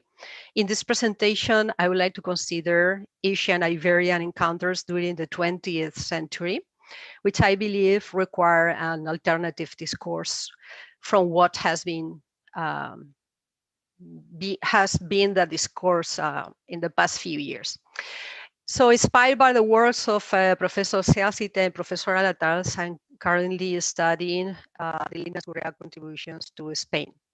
I would like to clarify one point. With regards to the call of indigenization in studies, being those studies cultural, social, literary, whatever, this call to indigenization represents an effort to counteract Eurocentrism and to produce an alternative discourse. I fully support the idea of counteracting Eurocentrism, but if the cultural studies push only for one line, only for the line of indigenization, it might have as a consequence the veiling of the interaction and communication along those centuries, That is a tapestry Professor Javellana has described in his speech in his recent book, Weaving Cultures. So by this way of solely indigenization, the people of the Philippines may renounce to a writer and an intellectual of a kind such as Adelina Gurrea was. After studying Philippine literature in Spanish, that is Spanish Philippine literature, a term I use in the same linguistic construction as we use Spanish American, I found among the Philippine writers a steadfast acknowledgement of this tapestry they rested upon. So alternative discourses require an investigating mind capable of soaking through the walls of those labels, such as Philippine or Spanish, in order to focus on the encounter. I also like to recall the words of Dr. Professor Leovino Garcia, when after the talk of Professor Javellana reminded us that cultures is plural. We have to use the word cultures. And also the dangerous purity, talking about the dangerous purity. So that's why the word tapestry is here in this, in my slide, sorry, there. Because is the weaving metaphor that I'm also using to explain my research and my approach to Adelina Gurrea's contributions. Short clarification first. With regards to the research, is still on process, because looking for primary sources which are very difficult to locate, because these are personal records, letters exchanged between friends, and that is a difficult task. Also because of the events along the history. In Spain, we had the Civil War between 1936 1939, and the Civil War caused a lot of destruction, caused a lot of exile. And then the Franco dictatorship, 40 years, lasted for 40 years. So many people had to destroy whatever evidences there were there about their life. So this is a summary. I'm not going to read what the slide said. What I'm going, I put this slide as a guiding. So I'm trying to talk about all these points, at least a little bit, a glimpse of them. Adelina Gurrea was a Philippine writer and intellectual who arrived in Spain in 1921. So she had an important role before the Civil War from 1921 to 1936. She brought with her her knowledge and experience during her years in Manila. And that knowledge included higher education, knowledge of different languages, knowledge of living in a republic, a democratic republic, even if it was, the first republic, and then living under the colonial government, but there was a Congress. And then knowledge of feminist government movements and suffragist movements, which were already on the move, ongoing in the Philippines. So all this background provided her with a solid intellectual and academic position, and also economic position, which availed her of the resources to help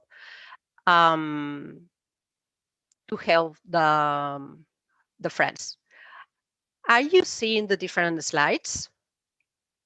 I'm not sure if I'm sharing the correct screen. It's okay? Beatrice, we can, sorry. Yes. We can see a gray area that has your chat box. So is it all right if you can move your chat box a bit to the other end of the screen, just so that we don't see it being displayed? Okay. Perfect. Yes, I we didn't can know still this was see it. there in the middle. Okay. Is it okay now? It's a little better. Can you see the whole slide? There are still some gray areas, but it's readable at least. I don't know why. Because this is what you want to move, no? Yes. Okay, I'll just move it here. Is it full screen now? We can, yes. What do you see? Yes. Okay. So as I guess you're seeing now the slide where you can see a drawing which belongs to Cuentos de Juana, her book. You see the slide that reads Adelina Gurrea was born in 1896. I cannot hear you. Yes, we can see it. Okay, okay. So I will continue. This is just very brief information about her biography. So I will move to next. This is the pictures in Saint Scholastica, where she took first high school and then other studies, going to the level of being one of the first graduates there. This is important because this is cultural activities of Gurrea in the Philippines.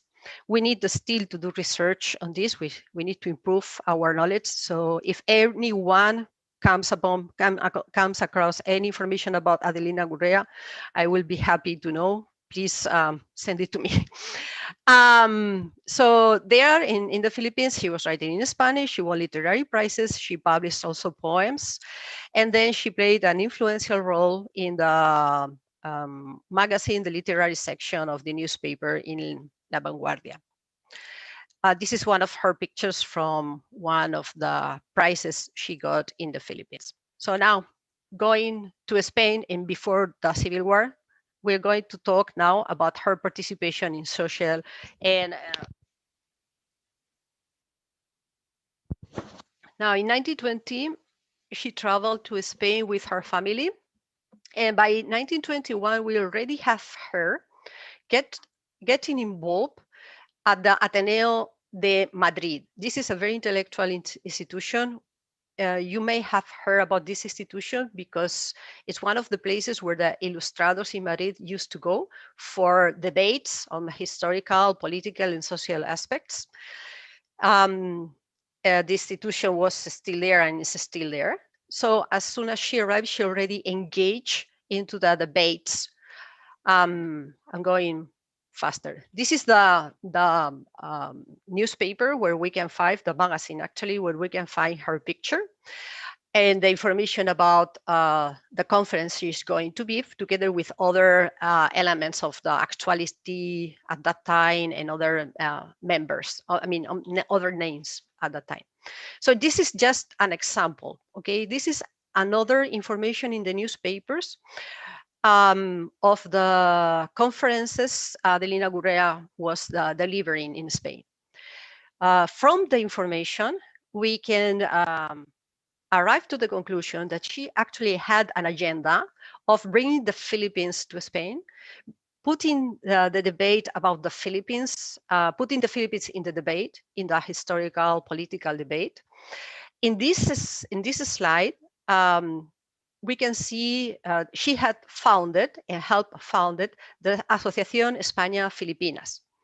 This is this influence and relevance of these associations that Gurrea founded and other Filipino members in Spain founded are still not really fully known. So we don't really know how much they influence in the political life during the years before the Civil War.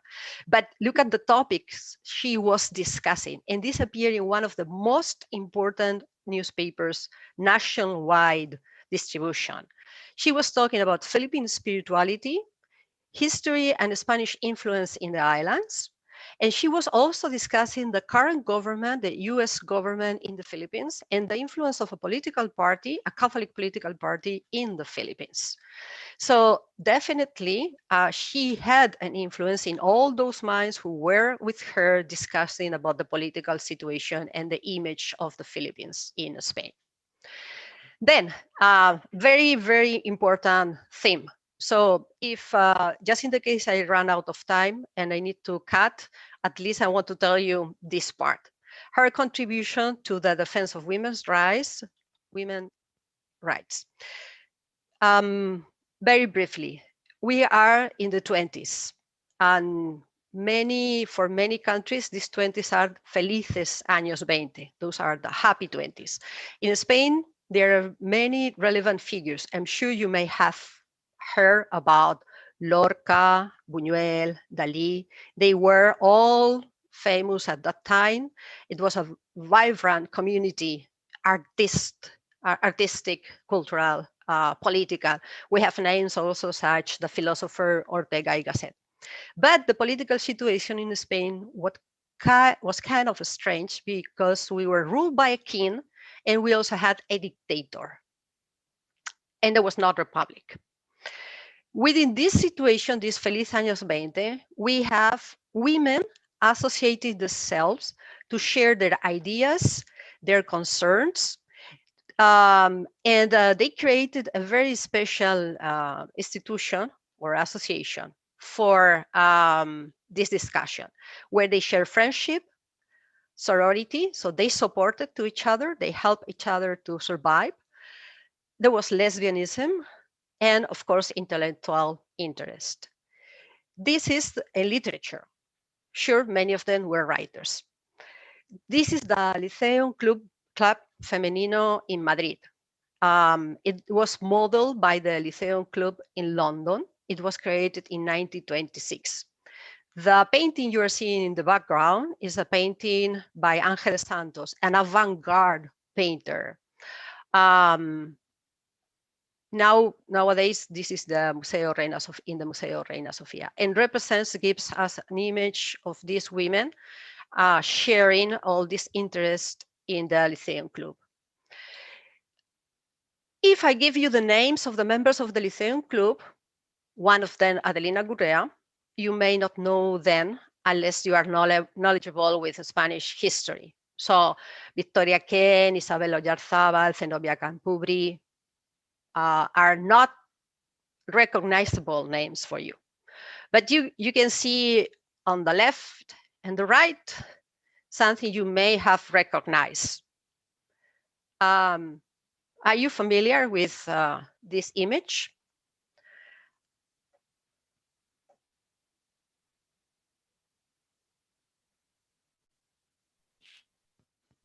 Well, I'm trying to see the chat. Yes, is it a show? Yeah, exactly. Cable girls. Okay. So this is the best option for you to see. I'm sorry, wait. So the cable girls. The cable girls are start in 1928.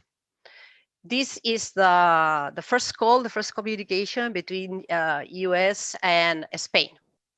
So the cable girls, there is one episode where they go to visit the lawyer, Victoria Kent, and in order to get her advice for the abusive husband of Angeles. Then they are all related to feminist circles. They go to the conference at the Lyceum Club, or well, if we say it in Spanish, we say club or club. Okay, so they attend the lectures on women's rights. So the main characters are fictional, but the aim of this series, The Cable Girls, is parallel to the new academic studies which are recovering these connections between the women at that period. Because until few years ago, only the name of the male, Lorca, Buñuel, Dalí, were the ones being recognized. So here we can complete the picture of the cable girls or the Lyceum Club members with Adelina Gurrea. If you look at the picture, you see she fits. I mean, the other one is a contemporary 20th century semiotic reconfiguration of the girls a century ago.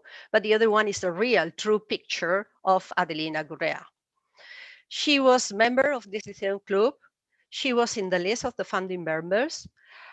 She was the treasurer until the 1936. So she was defending and campaigning for women's suffrage and also for changes in the legal code.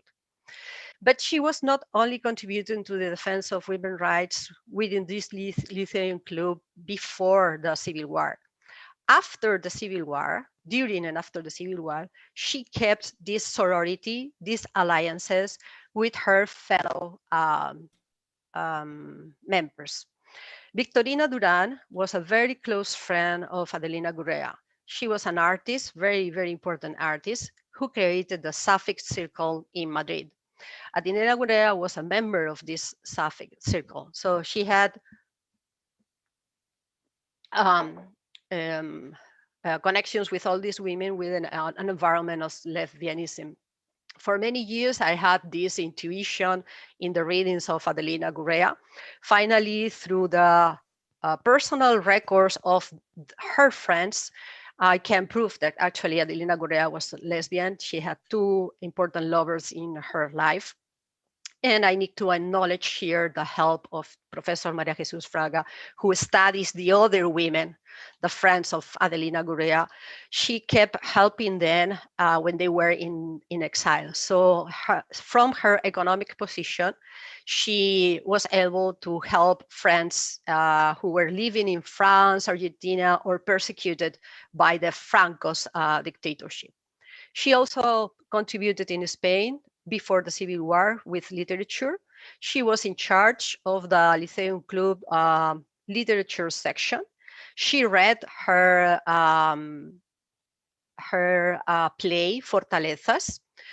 And remember that at the Lyceum Club, writers such as Unamuno, Miguel de Unamuno, the famous Miguel de Unamuno, was reading her plays for the women. So we can put Adelina Gurrea influencing with her writings, the perspective and the ideas of those women. It is very important because in this play, the main character is a woman, a strong woman who decides what to do with her life. And then before the Civil War also, and the last main point is her participation in political life. She joined and founded with this friend we have seen before, Victorina Duran, this association for the support of the Republic, a women's association for the support of the Republic. The first Republic in Spain in 1931 was just recently started. After the foundation, she was treasurer, vice treasurer. Then we have the first meeting of this association. And then comes the Civil War and the dictatorship. So any notions of sexuality have to be concealed or repressed. So documents are lost, burned, hidden, or whatever. Adelina Gurrea, keeps helping her friends hidely, not openly, sending them books, money, and so on. So after the Civil War, or during the Civil War, we don't know exactly when, she was writing Cuentos de Juana. This is a shift from the play we have seen earlier, that Fortalezas, where the main character is a woman, and is the setting of that play she was reading before the Civil War was offices. She was a working woman, and offices. One could say the setting is like an Occidental setting. Now she goes to Cuentos de Juana. So this took me for many years. And now I think after the research, I found the reason behind. So it could be called a process of indigenization, in the sense that Adelina Gurrea goes back to her childhood. Remember, Civil War, Franco dictatorship, censorship. She cannot write about those topics anymore. So now she can write about magical stories who most probably help her to survive during the Civil War years and after the war, in the post-war period, in devastation. Now we know that Cuentos de Juana had a widespread reception in Spain. There was literary criticism. People in Spain were reading Cuentos de Juana. Cuentos de Juana was in this destruction of the post-war period, famine and sorrow everywhere. This imagination, the imagination and the stories from the islands or negros help people to escape, to clean their minds. It's like they were transported to a magical world. And in a way, these stories of Korea to a distant land and to a distant past for the Spaniards, okay, where literally means to convey the experience also of that community, no? This book fulfill a role for the devastated Spanish readers. And I also want to point to this because I see Adelina Gurrea recalled her past. She herself in the stories is, for me, a good example of this weaving of cultures, a tapestry where she recalls these two sources, or more than two sources, cultures in her life at a moment when she cannot express everything we have seen before the Civil War. So here is the end of the story. Thank you very much, and sorry it took long.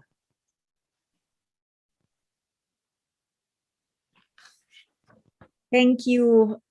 Very interesting sharing. I can imagine what a task it must have been to try to locate the information, especially having to find some of these in personal papers. And it reminds us of the existence of these ways of living, perhaps, that were not sanctioned or accepted by current conditions at that time. So it needs a lot of digging and unpacking. So it seems that we will just have 3 speakers for this particular panel because our 4th speaker, unfortunately, is unavailable. But the good news is this will leave us more time for discussion because I'm sure our speakers really put in a lot of effort to try to make their presentations compact. But now we have an opportunity to touch on points that you'd like to highlight during the discussion. And feel free also to pick up on certain ideas that were brought up by your fellow panel members as they may relate to your presentation. So once more, Christine Santos will moderate the open forum. Okay, so thank you, Isa. Let's dig in to the first question, which goes to Vina. No? Were there outright expressions of resistance to the new marriage laws introduced by the Spanish, particularly from indigenous women?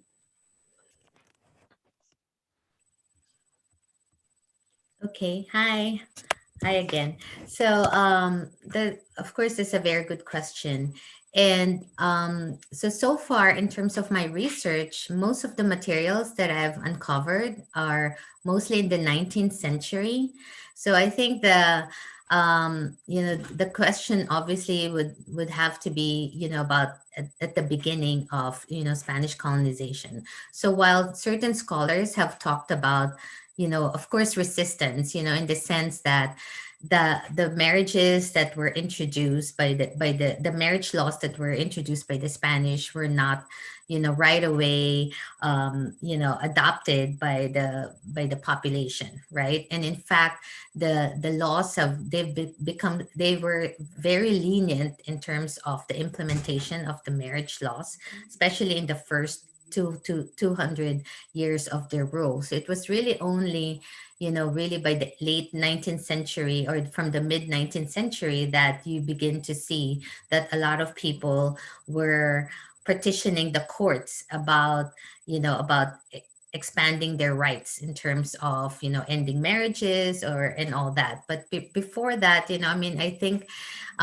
probably the earliest material that I've seen was sometime maybe in the 18th century. So, and I haven't quite, like when you look at all these materials in the archives about certain cases, they go for hundreds of pages because they would have all this investigation, the presentation of the cases, you have witnesses and all that. So, and sometimes in the archives, there won't be resolution to the cases. So those are still the things that I'm grappling with, but definitely in terms of just the literature, there are a lot of, there are some scholars who said that the marriage laws were quite lenient, and because they know that a lot of that the key to evangelization really was to not turn away many of these converts, and part of the turning them away would be very strict, would have to be really strict in terms of the marriage law.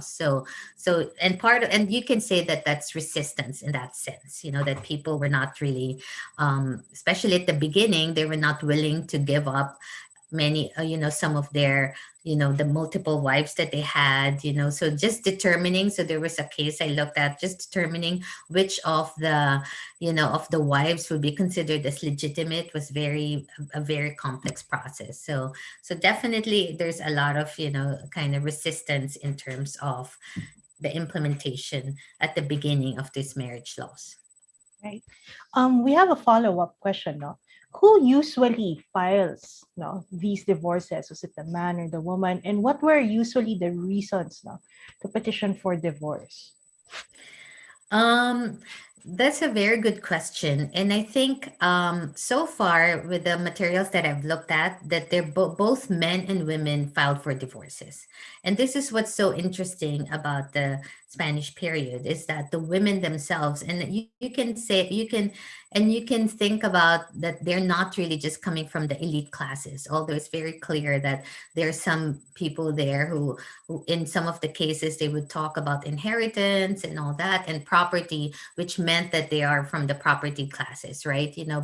But many of the cases that I've looked at are also just, but from ordinary women. And there's also, of course, a lot of, men too, who filed for divorces or recognizing legitimacy of their marriages, especially the Chinese and the Chinese mestizos, many of the cases that I've looked at so far focuses on Manila and especially Binondo.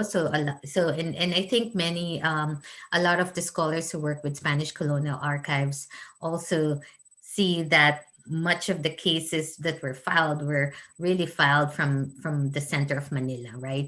So Manila, and since Manila both have the ecclesiastical and the civil courts, and they're the ones who adjudicate the cases, so those are mostly from that area, from that region. But definitely so far that I've looked at, that both men and women could file for these divorces in these cases. So and that's really what's so fascinating, because there's very little material, as Beatrice also said, and also Liel is trying to uncover in her studies on education, that the women's voices, right, and the women's stories are usually hidden in this kind of predominantly kind of male narratives of history, especially during the Spanish colonial periods. I mean, most of the materials that we read, especially in the Spanish period, were from either missionary accounts, so even this court and all these missionary accounts and all the people who were writing about that period were mostly male, right? So looking at the cases themselves, this was really a very important portal to uncover the voices of these women, because here you hear women talking about how they've been abused by their husbands. Sometimes they're talking about, there were some cases where they caught their husbands with in an affair with other women and all that. And so all these things are things that we could uncover in these colonial archives. And that's really what's so fascinating, because in the end you also uncover the voices of these women who've been kind of hidden, especially in this Spanish colonial period. So thank you.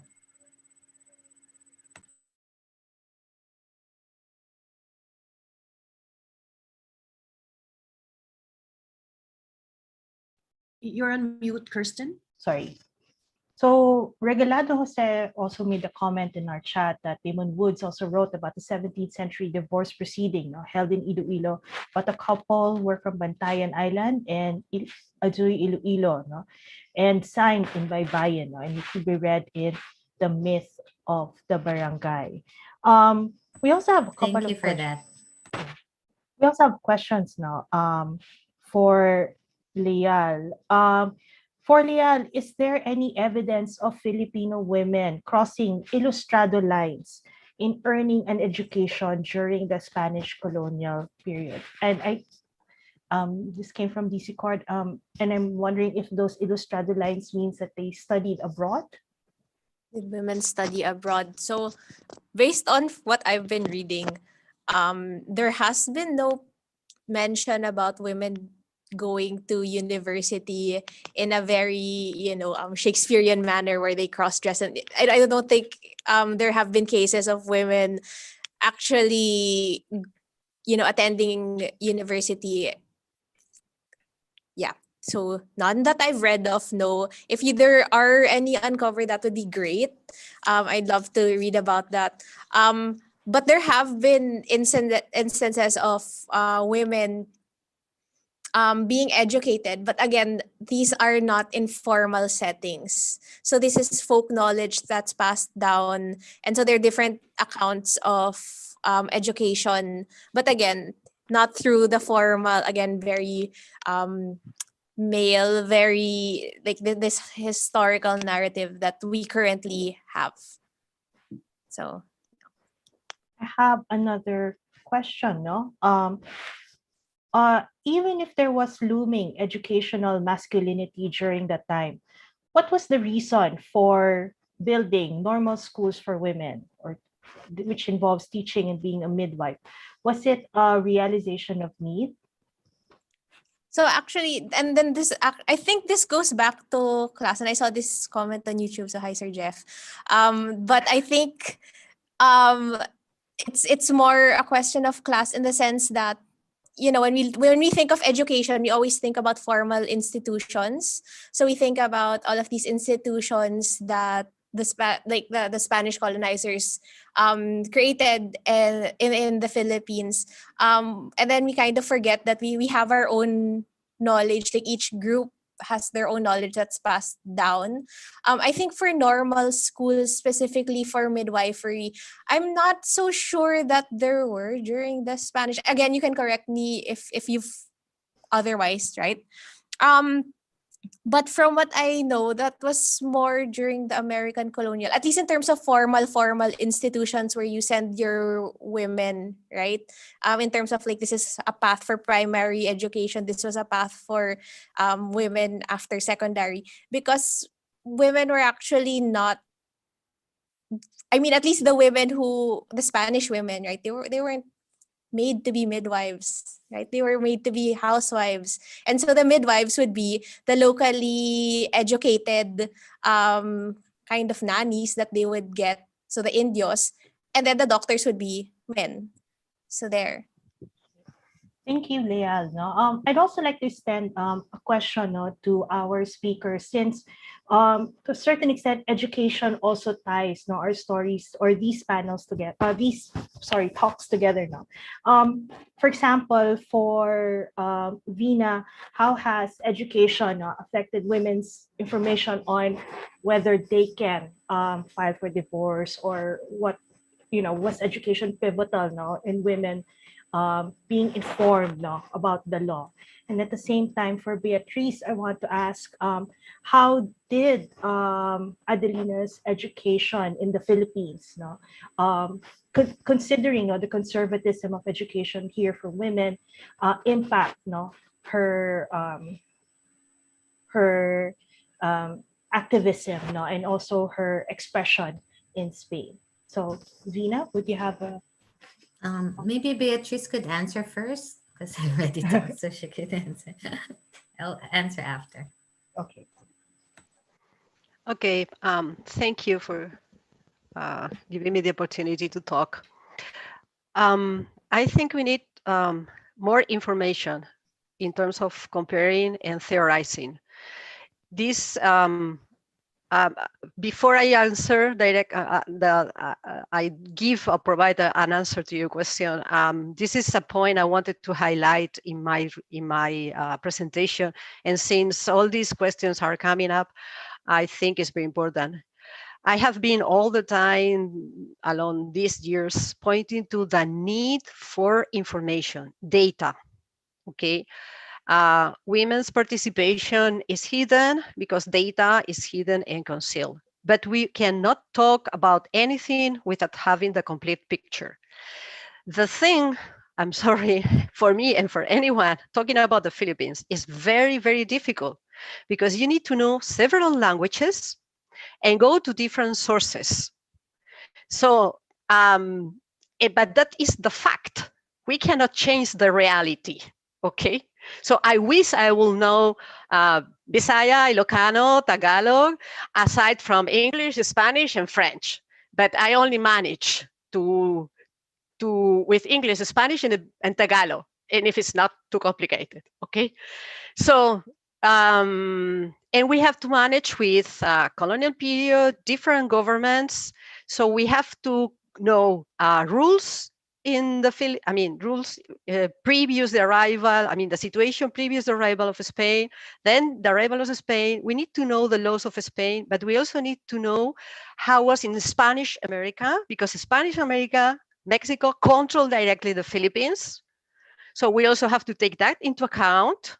And also we have to take into account the Asian environment, influence from Indonesian, Muslim world, Muslim rules, Muslim influences. So the weaving is amazing when we look at the Philippines. And we can only, from my humble perspective, I can only provide a side of this puzzle. I never attempt a full picture of the puzzle. Okay, so after I explain this, when we talk about women's education in the Philippines, you have to put that into context with Spanish America and Spain. There was no education of women in Spain. Never think, and particularly in the 19th century, it was much better the situation for women in the Philippines than in Spain. So put that into picture, okay? So women had an agency with all the movements and the revolutionary movements in the 19th century in the Philippines that gave them the necessity of participating. Women in Spain in the 19th century participated, but in a situation much more difficult. They didn't have access to primary education, okay?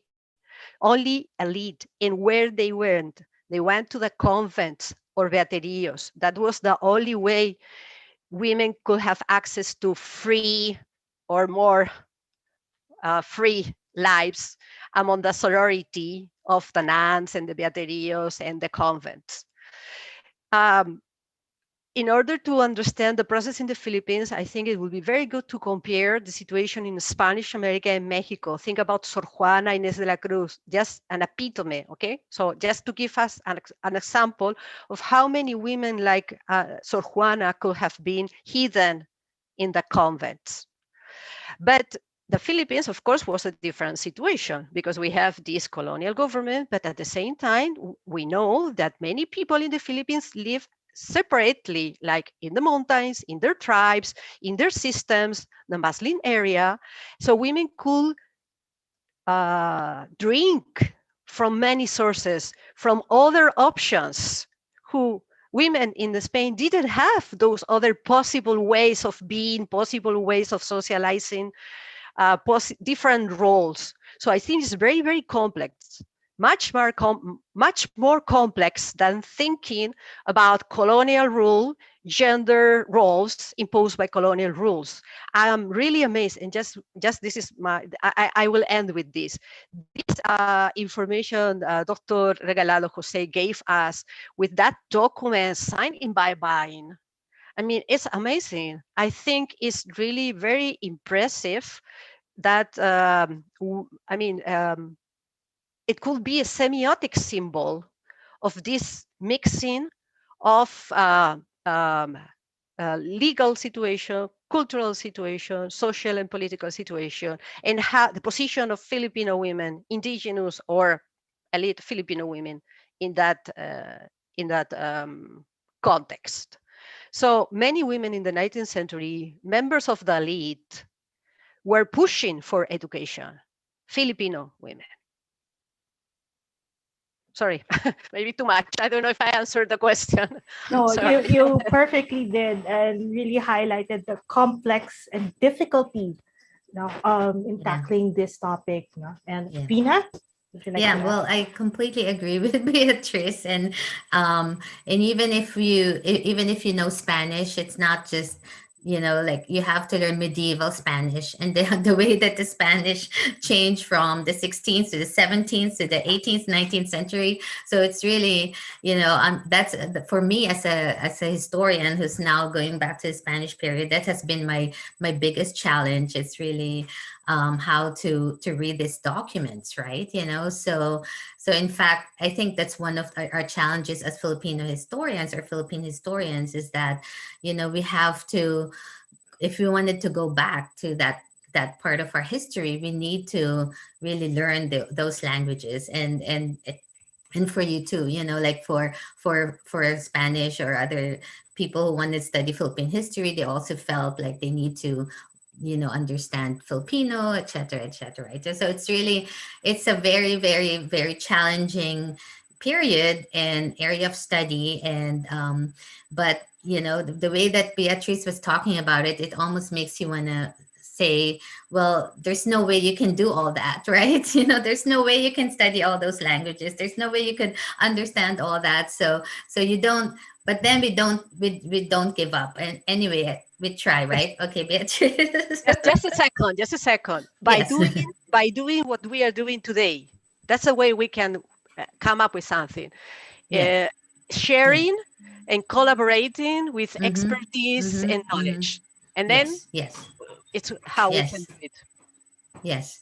And in fact, so there's also I mean, there are also all this other, like for me, in terms of just my research, that there are also many different ways to understand, for example, marriage and divorce law, right? I mean, there are all these cases filed within the ecclesiastical courts, and there are also cases, filed within the civil courts. So, and those sometimes, I mean, the good thing about the Spanish is that they made all these documents. They're very good at keeping records, right? And sometimes it's not just one record, two, three records, but the process of even like locating them, whether they're in Sevilla or in Madrid or in the Philippine National Archives, that's already a challenge. And then when you think about even in terms of my research, like how to look at civil records, which are all in the National Archives, and then the ecclesiastical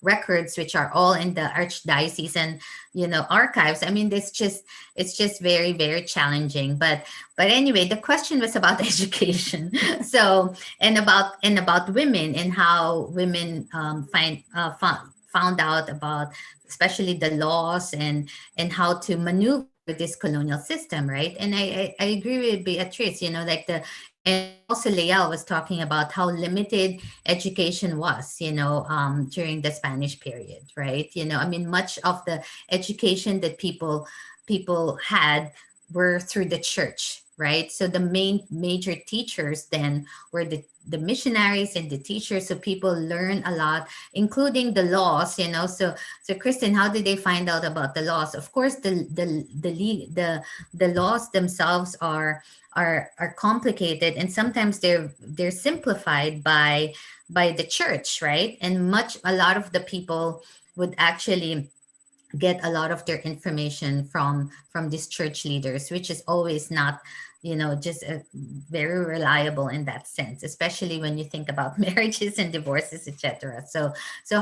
But they do have recourse, so that's why I'm thinking by the 19th century there were a lot more information dissemination in that sense, and as Leal probably also found in her studies on education, that it became a bit more not completely widespread, but the system was expanded, especially in the 19th century. But Lael is right. There were not a lot of women who, and there's really no record of women who went abroad to study, the same way as we know about our our ilustrados, right? The ilustrados, most of the men who went to Spain to study, and there were not a lot of records of women like that. I mean, the only probably earliest record would be the pensionadas, which is already during the American period, where the Americans promoted the education of women abroad, and then so they have all the pensionadas. But even the studies, even if you think about the studies of pensionadas versus pensionados, even that is still very limited in terms of our understanding. So yeah, so there's still a lot of things to uncover, and this is, Beatrice is right, this is conferences like this are really very important in terms of educating ourselves and learning from each other, and to kind of expand our knowledge about this very difficult and challenging concepts and histories. So thank you. Okay. Thank you very much, no, Beatrice and Rina, on your insight on education and women, and especially the archives. No, it's one that, as executive director, really, one that we feel strongly about, no, especially with regards to access to women's voices, no, in literature and other documentary materials. To continue this discussion on education, I'd like to go back to Leal, who's also using her research to look forward into the future. Christina Tividad asked on our chat, do you foresee a future when exclusive schools for boys or girls to be a thing of the past? I have so much to say about this topic, just because I feel like this whole like gendering of schools is a very unnatural thing. It's not like you separate children from each other at birth, and to socialize each other separately breeds toxic cultures. Recently, like in New Zealand, for example, we do have all girls and all boys schools, and these are public schools. And I find that very interesting, because in the Philippines, often private schools are all girls and all boys. Public schools are co-educational, or most public schools are co-educational. And usually to be an all girls or all boys school is to be elite, right? And again, that goes back to the whole, this is a vestige of how things were back in the Spanish colonial period. So yes, I just would very much personally, like I also think, just because of how masculinity and femininity are structured post everything in this very in our current world order, I would remove that. But I'd like to go back to Beatrice's point, and actually Isa and I were talking about it in the chat, because it's interesting to think about places like the Beaterios being a safe space in a way for women, like that's where women are free, could be free. It's a way of thinking about like an all women safe space, to be themselves, away from the eyes of men. And if you look at all girls schools, there's literature as well, contemporary literature on all girls schools, about how being in these spaces actually are supposed to build self-esteem, are supposed to be or nurture places where women don't have to compete with other men for teachers' attention, and they're able to thrive and find their voices. So there's that competing literature now.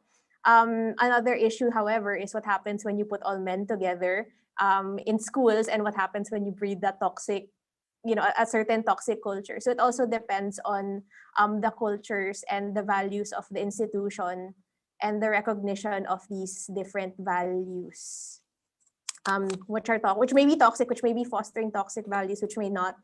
Which again, and then we look back to history and we note that a lot of these have historical roots. And again, and going back also to everyone's point, the Philippines is not in a bubble. So obviously everything that is happening now is happening, and we can map it out. And these are different effects of different movements in time. And so we're unique in our situation, but we're actually not that unique in how things have developed, especially in a post-colonial, neo-colonial world order. So we have many similarities to other regions in that development, especially for gender.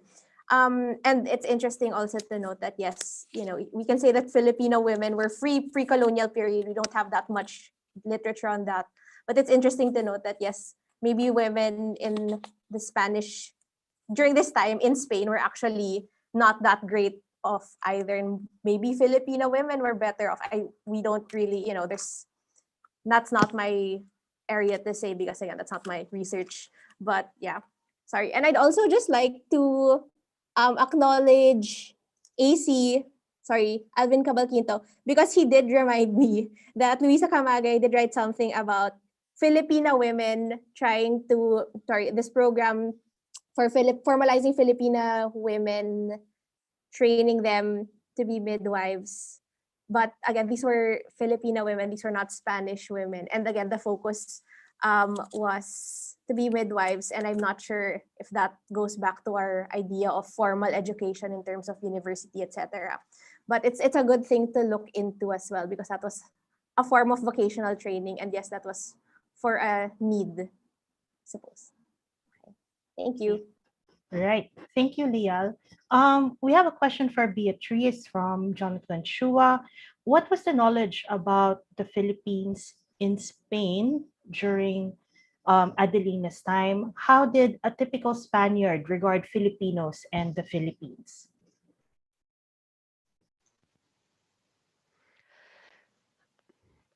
We need to set first the frame, okay? Adelina Gurrea arrived in Spain in 1921. So before 1921, if you look at the end of the 19th century, beginning of the 20th century, the main concern in Spain, or the trending topic, was the end of the empire. The political separation of Philip and the American-Spanish War. Okay, that's very, very, very relevant. It's a shift in power in the world, and that is, let's say, the trending topic at the time. So in terms of political arena, when time passes and then we are in the 20s, that is something that is being forgotten, and we are now in these felices años 20, and in a new period with the work of different institutions in Spain: education, free education, education for women, and then these special places where Lorca, Dalí, Buñuel, and many other intellectuals develop.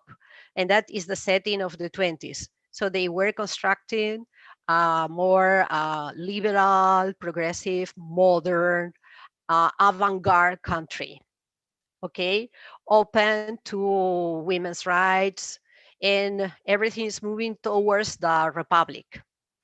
So the Philippines is a source for knowledge, a source for information, a source for literature, a source for drawings, and then this communication with the Philippines through, again, another economic aspect, the Tabacalera, the company. Okay, Tabacalera company was very important, was one of the global companies of Spain, exporting the tobacco to US, but managing that. So there's a lot of exchange and communication between Philippines and Spain, thanks to that economic setting. And then we go into the 30s, and then in Spain, we have the Republic, and then we continue in this exchange, okay? The Philippines became a partner or a member of this society. What they knew about the Philippines? Well, probably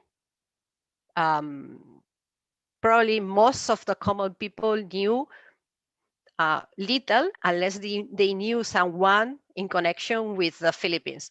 But you can ask the same question about Argentina or Peru, and most of the common people didn't know unless they had a connection with. So it's not because it is the Philippines, it's because people didn't have the same global knowledge that we have and the same access to information that we have today. So, but the US government in the Philippines was a topic for discussion in diplomatic, political, social, historical debates, okay? And Filipino artists and intellectuals were participating in Spain in activities. There is not complete knowledge about this, okay? I'm talking to you about from what I have been coming across and reading and finding. Then Civil War. After the Civil War, then the picture changes completely.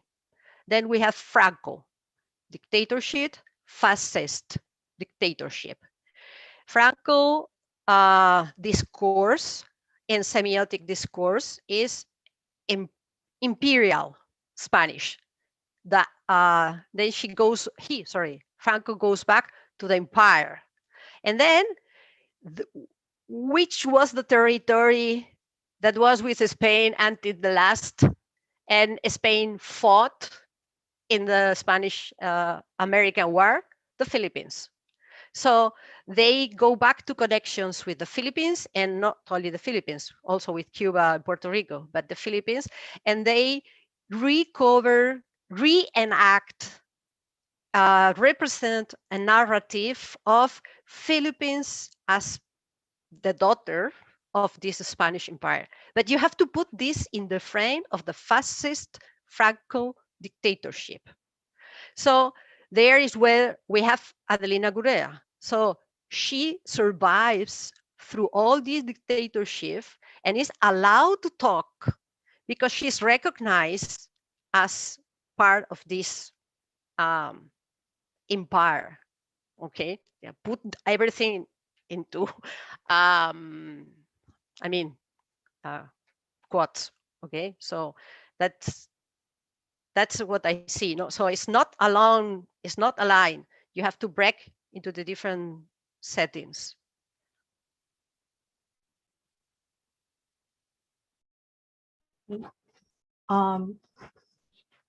Another question for Adelina, no?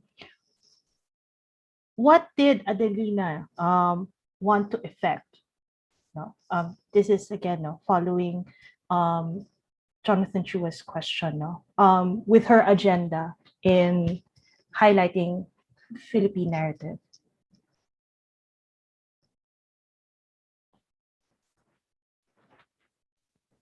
Repeat the question.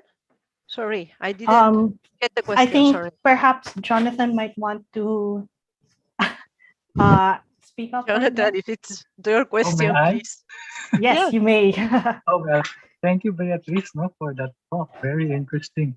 And also Thanks. for that summary, of image of the Philippines, we might call it that, in Spain over the decades. But so I was wondering if that was the case, that when you say Philippines in Spain, you were in Spain, you said Philippines, and people had a certain concept of what the Philippines was, and it changed over time, how did Adelina position herself, in the shifting understanding or meaning of the term Filipino or Philippines, did she have, what was her agenda? And I'm using your word agenda. As the times changed, from the 20s to 43 when she published Cuentos de Juana. I guess that's that's the context for this question. Thank you. Mm-hmm. I see your point now. The short answer is it is under construction. Okay, I don't know yet because I don't have complete information and picture. Okay, like for example, 20 years ago, I knew by reading her documents and her writings that she was lesbian, but I couldn't say it because I didn't have more information of her about her alliances, and the family only could tell me like very veil, that she had a special friend, this kind of things. So now that I have more information, I can tell you that she was lesbian, she was member of the Suffolk Circle, and I have more information about two special friends in her life. Now, about her agenda, I don't have yet the complete information. In the past year, thanks to the digital sources, I was able to access to newspapers where her conferences are announced or reviewed. So now that I know more about what she did before the Civil War, I can picture that there was an agenda. So first point is 10 years ago, I couldn't say there was an agenda. Now I can say there was an agenda. But the agenda changes before Civil War and after Civil War. It is obvious that most of the newspaper clippings and things that she kept that we have now in digital files belong to the period after the Civil War and during Franco. So if we read her essays there, we find this imperialistic aura, no? But it's a language, is the language, the narrative of the Franco's period. You find the same metaphors, the same style, that you can do an analysis, a critical analysis, no, and see the discourse. But behind, you have the agenda of Adelina Gurrea. Now the problem is we do not have preservation of her speeches and her lectures before the Civil War. So we cannot really compare. We can only guess from the topics. She considered herself a journalist and historian. So as far as I can go is that she had a very specific interest in putting the Philippines into the political and social agenda in Spain. So she aimed for that Philippines would be discussed in terms of full knowledge and complete knowledge of the Philippines. That is as far as I can go. Thank you, Beatriz. I think that explains the mother-daughter image that we find in her essay and in her play. What's that play again? The Filipinas, España. Filipinas, yeah, with America. Heredera privilegiada. Yes, Yeah, Filipinas, heredera privilegiada. But that is within the setting of the Franco speech. And it's kind of, I mean, she's trying to say something without saying, because that is under censorship. It's the same with Cuentos de Juana. She cannot say openly, she has to say something without saying. Okay, Thank you. thank you. Those Makes are me wish that Irene were here because she also wrote a paper on Adelina. Okay, I'll shut up now. Thank you. okay. Thank you, Jonathan, and thank you, Beatrice. No, and as we reach the final minutes of our panel, maybe I just like to ask our panelists to give some parting remarks, about this really lively discussion. I know we women are a chatty lot. We have long been silenced, and so we deserve more than these 2 hours, to be honest, But as we are, as Leal and many of you said, as we are structurally, placed in this time limit, I'd like to ask like a few minutes or a few seconds as parting words from our speakers. So Vina. Thank you. Thank you, Christine. And thank you again for all the organizers. And especially, I really enjoyed listening to Leal and Beatrice and your papers. It's too bad the other speaker wasn't here. But at first when I looked at the schedule of the panels and where I was placed, and I was thinking, and then I was placed in gender, and the first thing that came to my mind is like, why do they think when it's about marriage it's about gender and about women, right?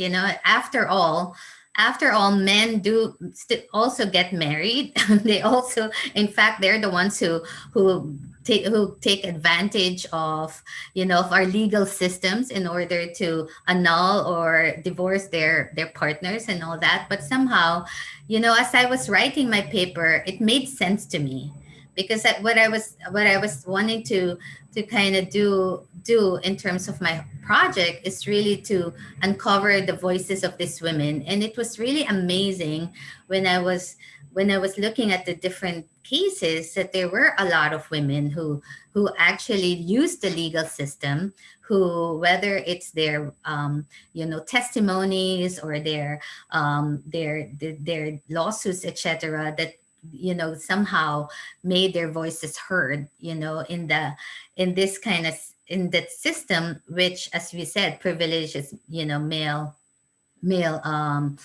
male presence and power, right? So the fact that a lot of these women could be found in these archives is something so liberating for me as a historian of women and gender. And it really made sense in the end that I'm in this panel. And in fact, I'm very fortunate to have come after Barbara, and then to have listened to the papers of Beatrice and Leal. So I mean, my other point is also the fact that we've all in most of our education, whether in the Philippines, and even I was also educated in the US, we always have this image of the Filipina during the Spanish period, right?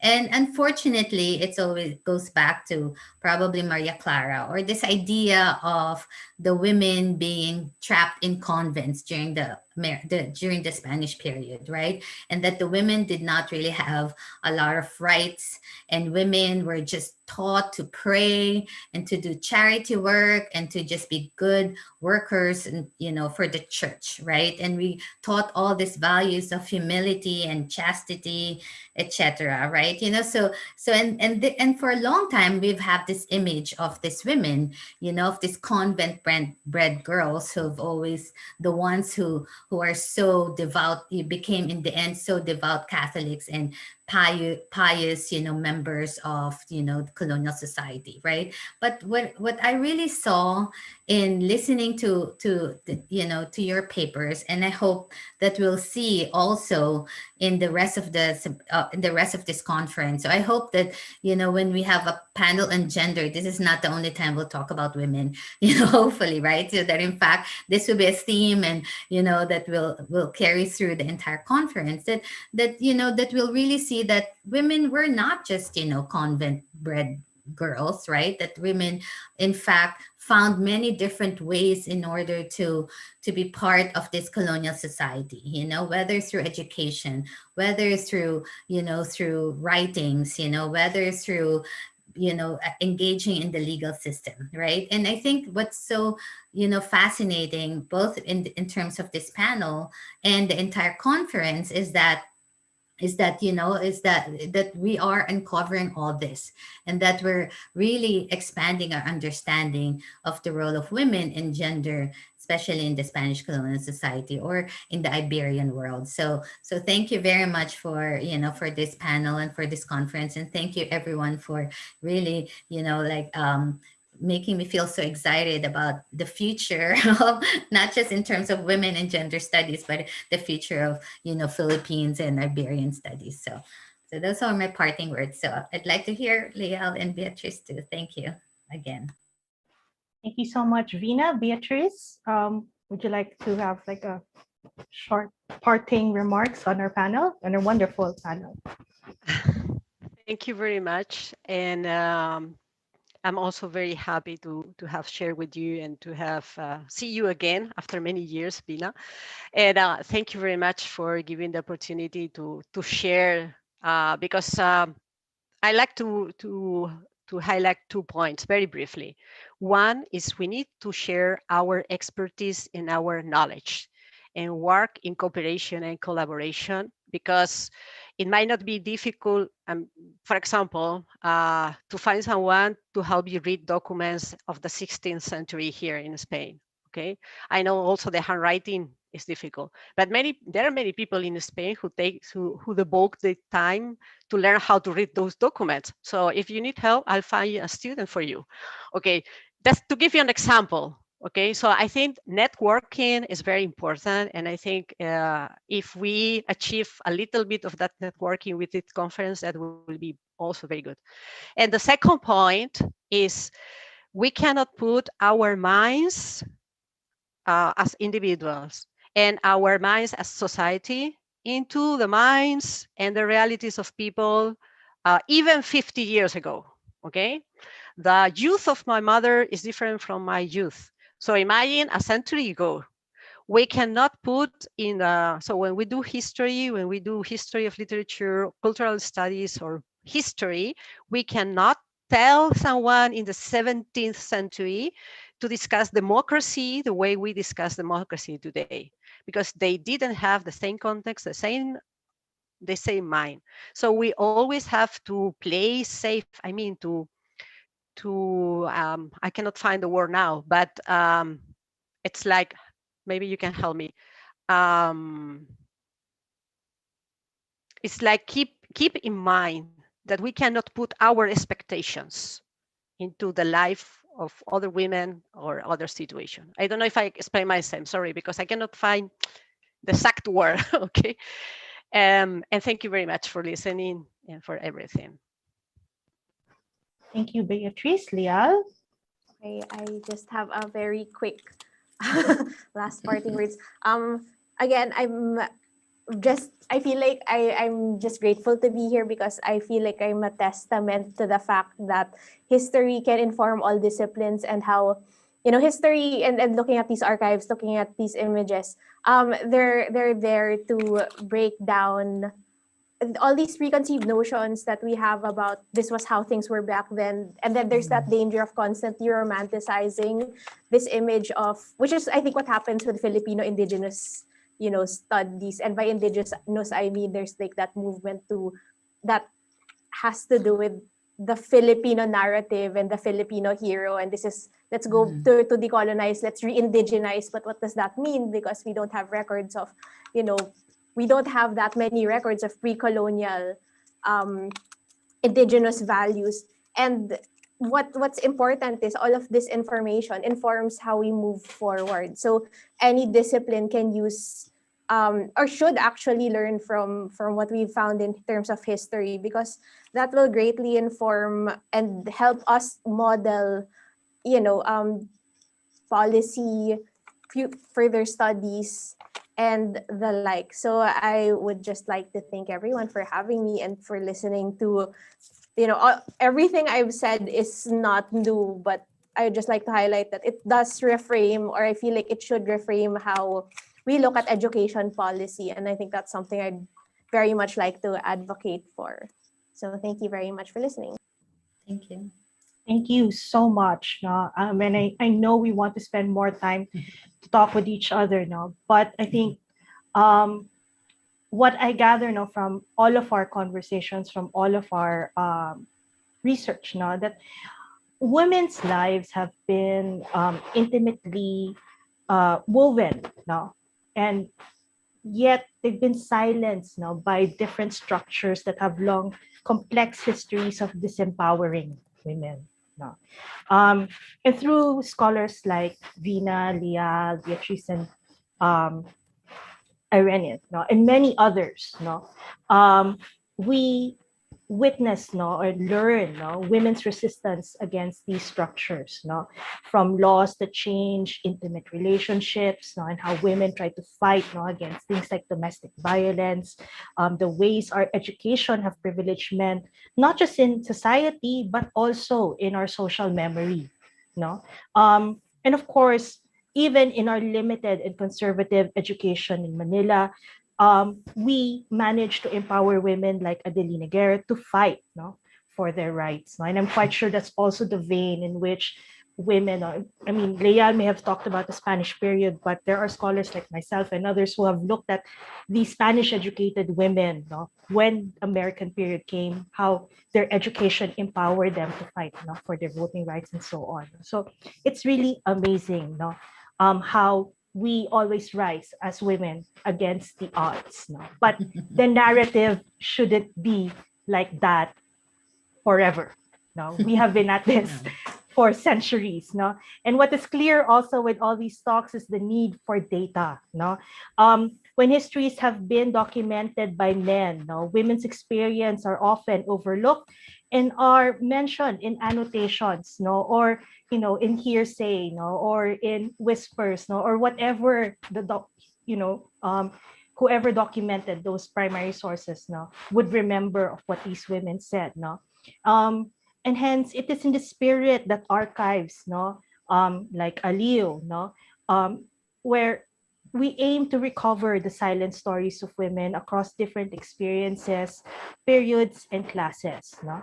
Archives like Aliu and these wonderful scholars we have here highlight the need for an intersectional understanding of our history so that as a society, we can reflect on structures that have oppressed, no, people and women, no, at the same time generate knowledge that inform our understanding, no, as Leah said, of gender injustices and hopefully inspire our society to create new structures that empower and improve the situation of women and other genders, no. And with that, no, I'm really, really grateful for our speakers today. And I wish that this is not the first or the last, and that this would be a continuing, dialogue, on gender in history, And with that, I return the floor to Isa. So thank you very much, and thank you to our panel. Just a few reminders before we all end for the day. This is the first panel of part 2 of the conference, and we have several more coming up. So tomorrow, the panel will focus on difference and identity. And then on July 2, the idea of Christianity. On July 3, panitikan at pananampalataya, mga pagbasa at pagtatanghal, so literature and faith, writings and performances. And then on July 6, which is the last panel for this portion of the conference, the emergence of the Filipino-Hispanic identity. Okay.